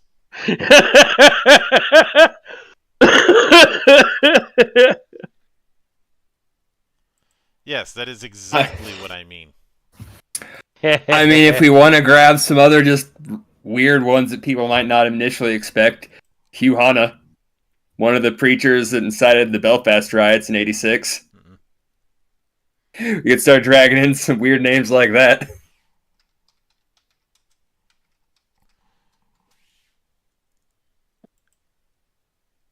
There's actually, considering that's '86, that might actually be perfect, just dealing with the Belfast riots for one of the missions. Fits the year. Yeah. It fits the year, and it could be caused by Fey fuckery, for lack of a better word. Again, just have it as Hugh Hanna as one of the circle. There is one other person who I could see, who I could see showing up in that title sense. Oh, Shaka Zulu after his defeat. Yeah, I mean he would have already been dead for the original King Shaka would have been dead for about 40 years by that point. He died in 1828. Mm-hmm.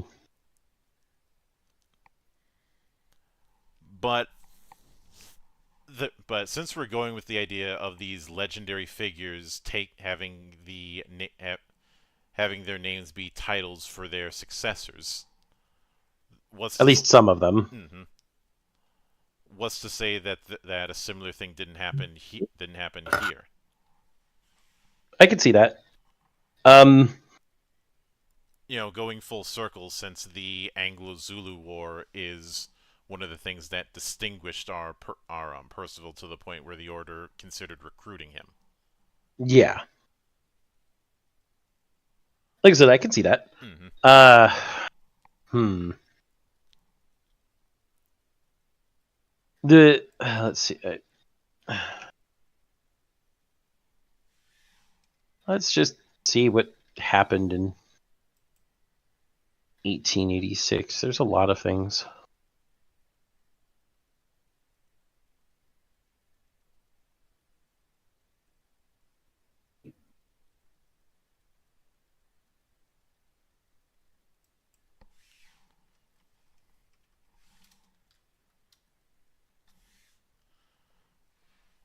Uh, There are a lot of things.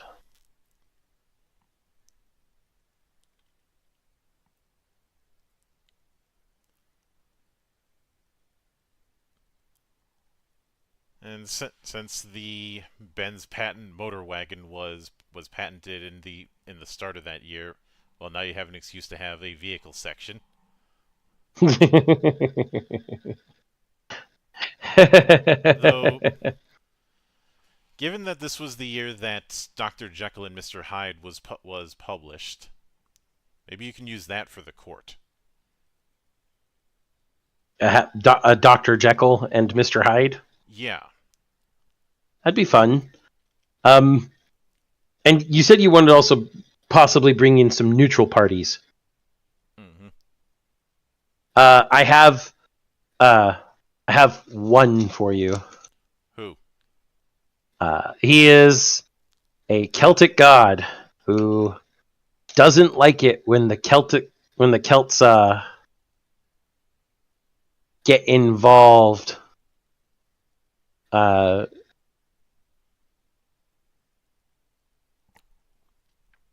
You know,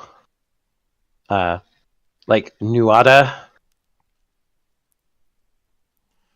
You might want to give a bit of context to those unfamiliar. So Nuada is technically a heroic god among Tuatha De Danann, who are the court of Celtic gods in Celtic myth.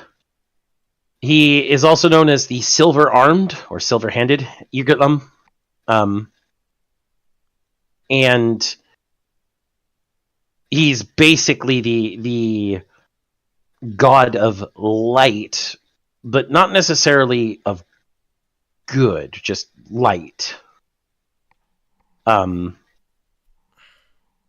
There's far too much to go into right now about that. But there are many things that he did, is including defeat Balor of the Evil Eye, and he was also cast down as king of Tuatha De Danann after he lost his arm because, well, they had a law in place that was kind of stupid, saying that a king has to be physically perfect. He would be a more neutral party because he doesn't like it when the Fae involve themselves with the humans in a negative fashion or a positive fashion. He just wants them to not fuck around, essentially. And, well, the Fae are all about fucking around and finding out. And So, would it be a case where he may not be the agent of finding out directly, but he's certainly going to help those who are going to be the agents of that? begrudgingly, he'll tell the humans if they ask him for help, I stand aside, or something along those lines. But if they then go, but it's Oberon doing this, Nuada will go, that little shit. That little shit. I keep fucking telling him to stop, but does he stop? No! And then he'll turn his silver arm into a sword of light and do something to fuck with Oberon's day. Mm-hmm. And then he'll come back and be like, thanks for telling me, now fuck off. And at that point, the order will be like, hey, you helped us, we're gone.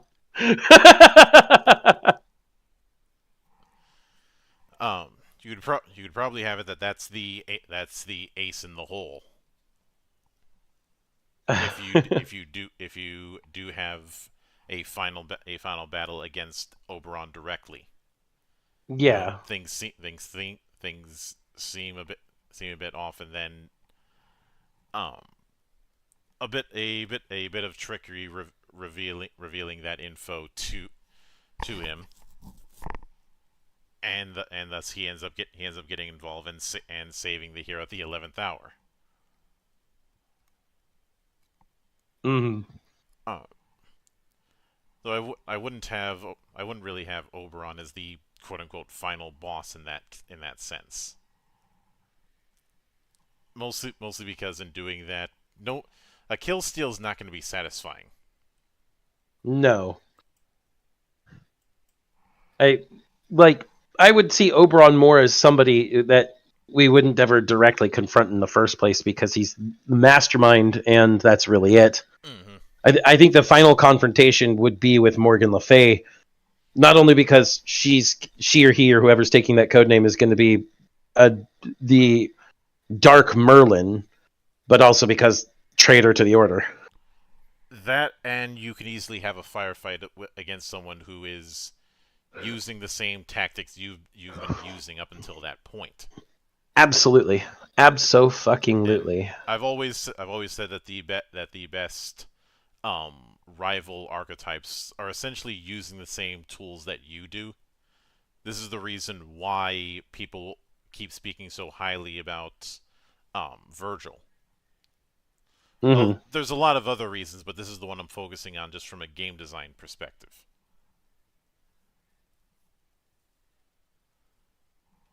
Because for the most part, you have somebody who's mirroring your moveset, and I know some might say, isn't that the same kind of thing with Proto Man? Not not to the same degree.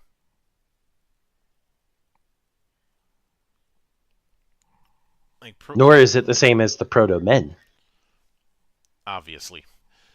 We're never going to get Act 3. I've resigned myself to the fact that that the closest we got to Act 3 was that single. Yep.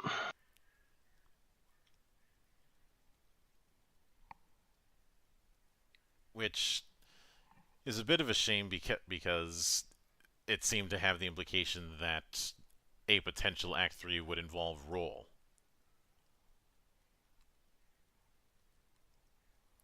But I'm getting ahead of myself. Getting back on the rails.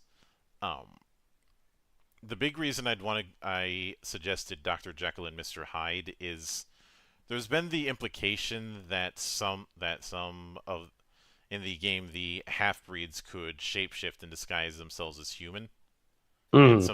some of the other monsters could do the same thing.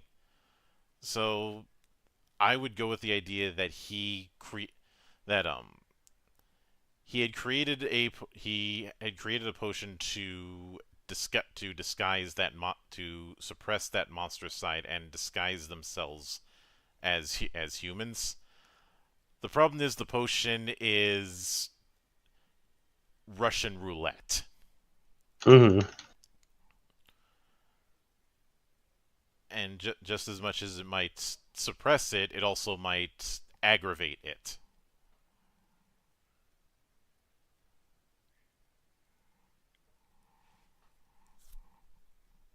And mostly because it's based on his physiology. And I know throughout this someone might say, are you kind of turning this into the League of Extraordinary Gentlemen? Oh, if I'm gonna steal, I may as well steal from the alleged best. I think Alan Moore is a bit overrated as a writer. He can be. Hmm. He's also a fucking weirdo. I mean, he's a narcissistic weirdo, too. Hmm. But and in the spirit of that, I think there's one other person in this conspiracy who is a proper immortal that would actually be a good fit.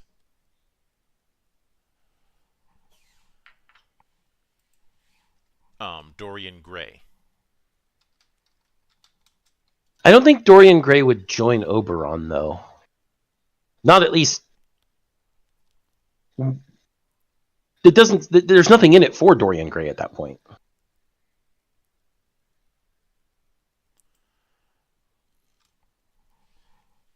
I don't think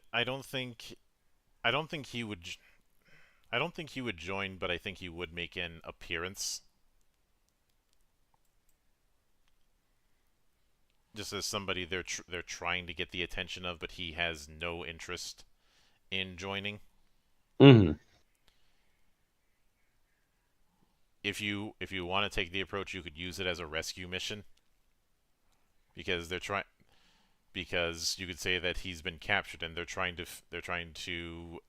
get him to join through torture, but it's Dorian Gray. What are you gonna do to him? Unless you have the painting, and they don't.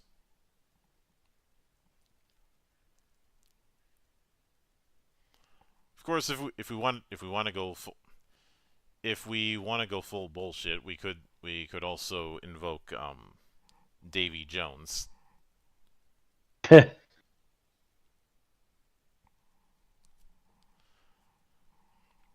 I? But actually, no. I take that back because by the late 1880s, the age of sail was more or less done. Yes. Uh, but I do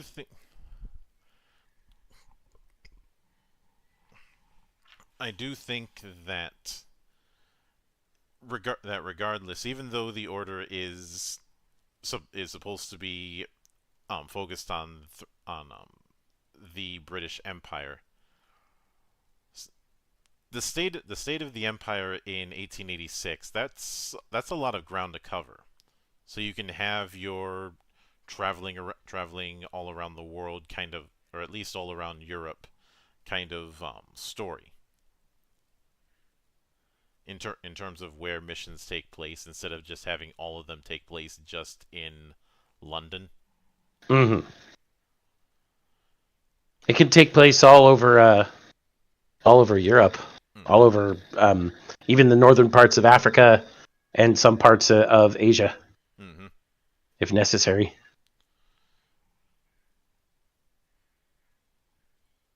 How far into Asia would you go?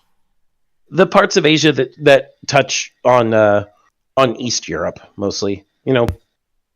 Technically Russia is considered part of Europe because part of it is in the European continental plate, but most of it is on the Asian continental plate. And then of course there's stuff to the east of places like Romania and Turkey and so on. Honestly, just to keep from getting like too out there, I think you'd probably want to keep it combined to Europe, mostly. Well, what I'm considering is the stereotypical map of Europe that you see in almost every atlas that has a little bit of Africa at the bottom and a little bit of Asia to the east. Yeah. I wouldn't try to expand beyond that. Yeah. Like I'm gonna grab one and throw it in council, show you exactly what I'm talking about. Yeah, I think I know the kind of map you're talking about. Yeah. This stereotypical map of Europe. Yeah. Which includes Iceland, I might add. So we could go have funs in Iceland. Maybe meet some Jotuns. Who knows? Yeah, it'd be. And given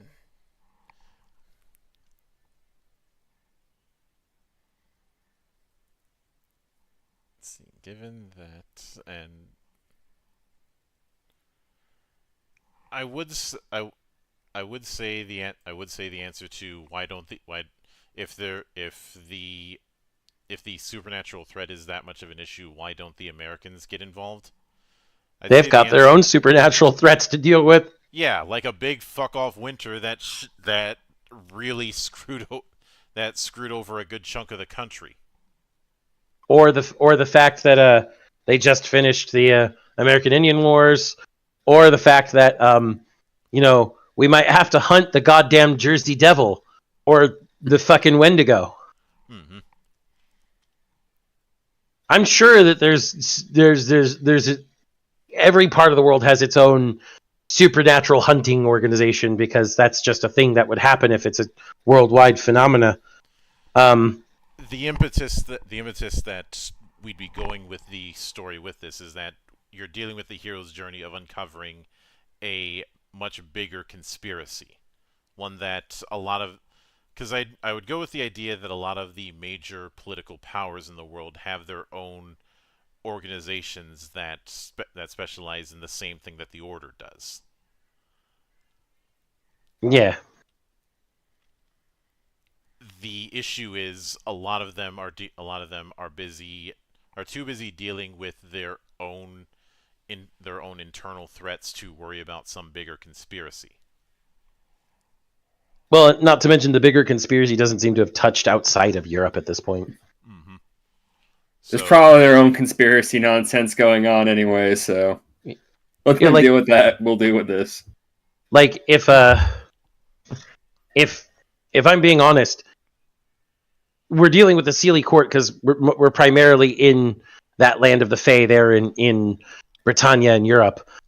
If there was a conspiracy in America, it would be among cryptids. Intelligent cryptids.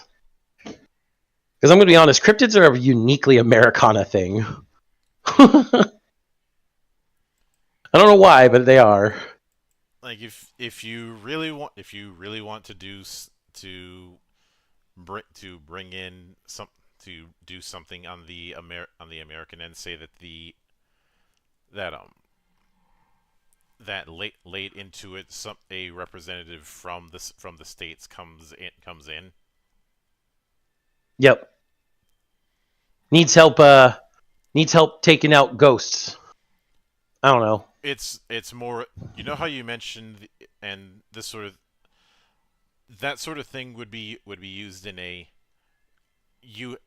we help you out a little, we throw you a bone, you throw us a bone later kind of thing. And the idea being there's some understanding that the US would have about the Sealy Court issue. Their concern is that some of the stuff that's been going on in Europe doesn't spill over into the Americas. Which is a reasonable concern, I would say. So they can send somebody to suppress it so that it stays a European problem while publicly declaring neutrality. That'd be the most fitting approach, wouldn't it? That would be very American, yes. I just suggested ghosts as an enemy because I wanted to say blanks haunted. You need our help? Where? Grand Canyon. Why? Grand Canyon's haunted. And actually, as strange as this may sound, I can think of one person who would be the perfect U.S. representative in this alt history affair. Oh, Cassius Clay. Okay. Cassius Marcellus Clay. Okay. Going with the idea that the sole reason that he's been sent on this thing is that it keeps him out of the U.S. and thus thus causing a lot less headaches for a lot of people. We're talking about the actual Cassius Clay here. Yes. Yeah.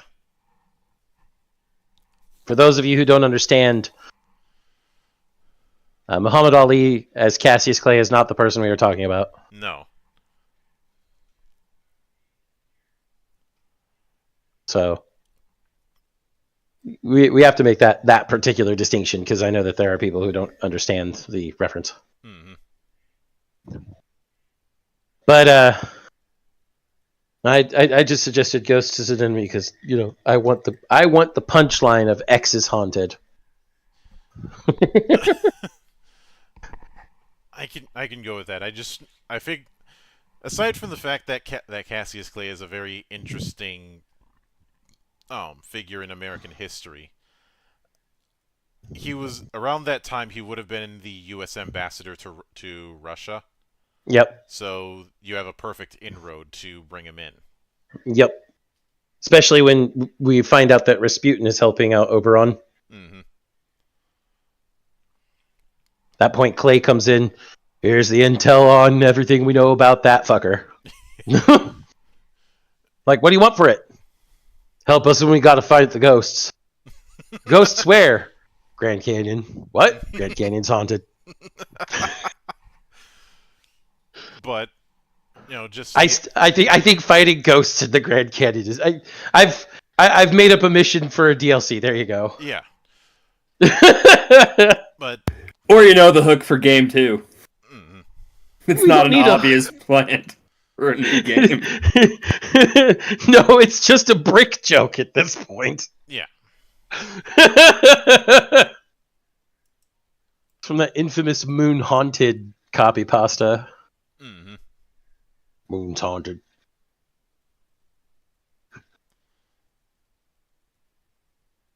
Yeah, I could certainly see it.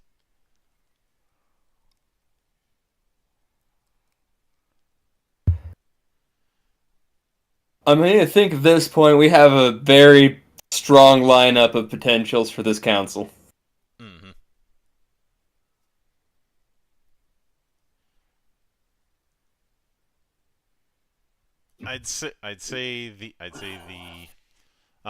The particular gamut is set up a mission based FPS that deals with a variety of mission types with prototype and experimental weaponry. If we have to expand the weapon, we could probably just steal all of the weapons from Battlefield 1 and the job would more or less be done.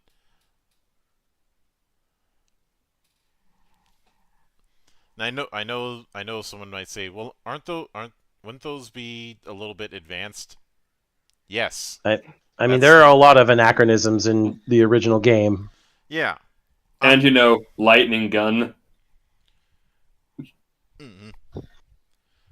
I think we have some wiggle room here. Yeah.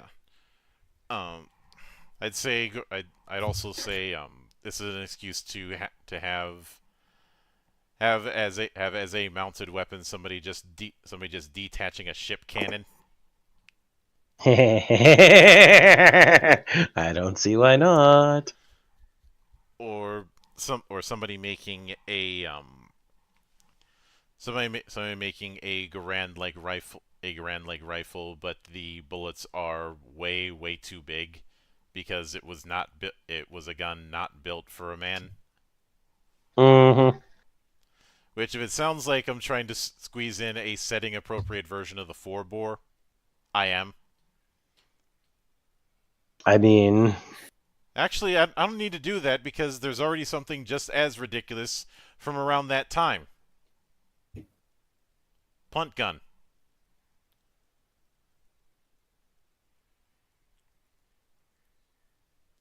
Your silence is very telling, Zan. my silence is because I'm eating. But am I wrong, though? No.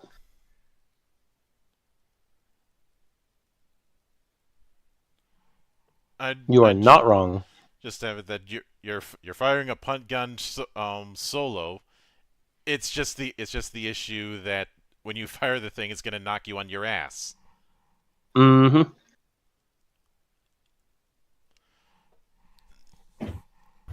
Because, for context, punt guns were meant to be attached to boats for commercial duck hunting.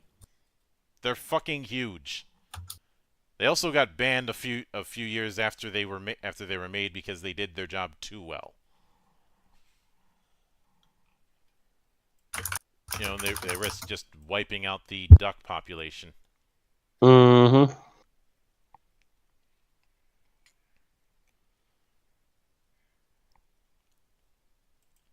So it's a case of the risk was calculated, but bad at math. And if we're gonna be going with anachronistic, ridiculous weaponry, we shouldn't half-ass it in the name of some idea of realism.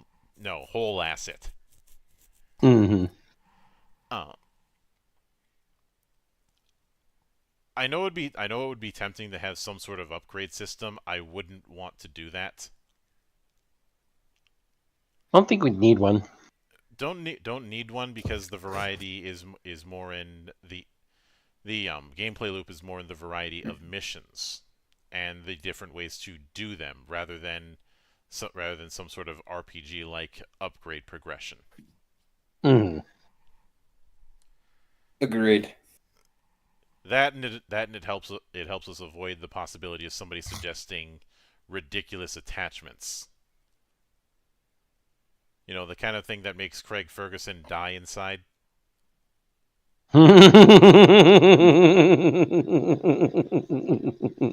Especially some of the atrocious attachment and combos from COD Vanguard, which has less of an excuse than we do for putting red dot sights in World War II. Mm-hmm. The only red dot sights you could get away with for around that time were on planes, and some ships, but you know, accuracy by volume affairs. Yeah.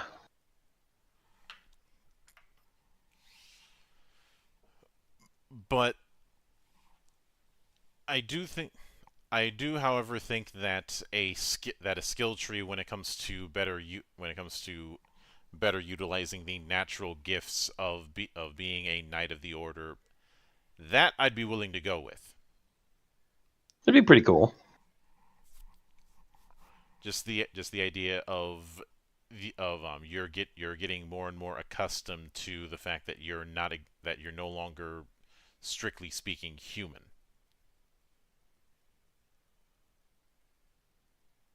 As I'm It's also how you're adapting to the changes that were made. mm-hmm. Because again, the idea is the the inducting into the order is essentially a baptism. Who you were ends and you become the new knight, Mm-hmm. and that does involve changes. There was an implication in the original game that Blackwater was somehow tied to vampires, which was something that was suggested in comment sections, and at that point you're just filling in the blanks from bad writers or trying to defend Bethesda's writing. Heyo.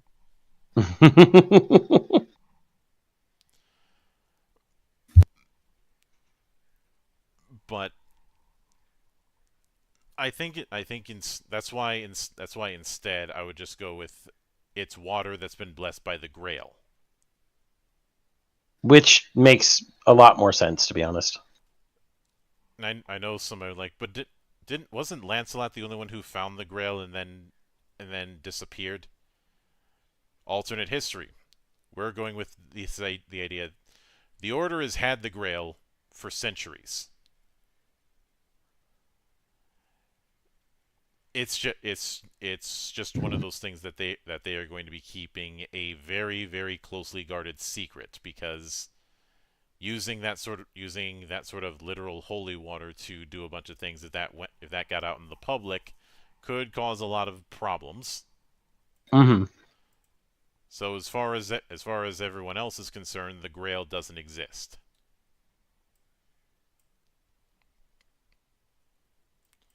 You know, doubling down on the whole secret society thing. They have a lot of gifts, but they have to use them carefully.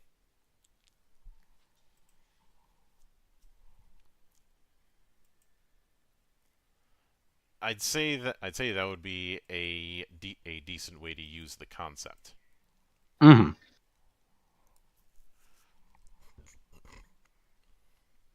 But with that said, I'd say we've more or less covered what we could with this particular topic. This was an interesting experiment to say the very least. So, um, for for the next few days, I won't be having as many interviews as I usually do over the course of a week. That is because on Tuesday and Wednesday, I'm going to be on the opposite side of the glass. Tuesday, Zan and I are going to be on Abraham L. Jaguar's the channel talking about games, going going over our own experiences with him. So it should be a fun affair because the three of us because talking about games and the guys here, we seem to run in the same circles. I'll put it that way.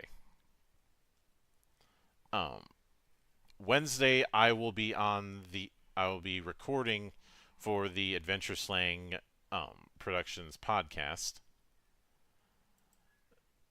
and hopefully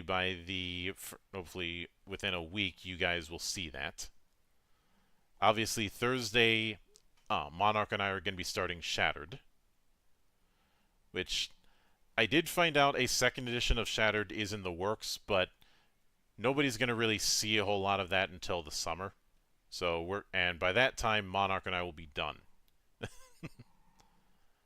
It's not going to take us that long to get through Shattered.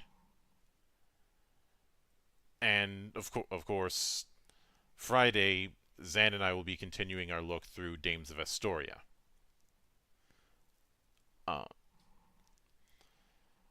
Saturday is going to be a busy affair because I'm technically pulling triple duty, since there's Adventures with Monarch, diving into something a bit more topical than the last few episodes.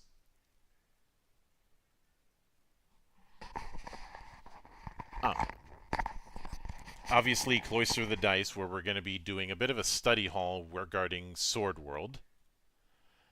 And I will be interviewing the devs of the Magical Land of Yeld on just shortly after we do the study hall. I had planned for that interview for earlier on, but there were complications, which is always the reason why I don't do as many multi-person interviews as I do one-on-ones. Because it's easier to schedule a one-on-one because there's less moving parts. But of course, next week will be the return of GeekWatch, and let me see what we've got for that day.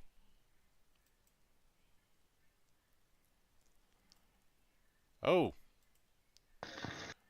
we get to talk about Magic on the 28th. Oh boy.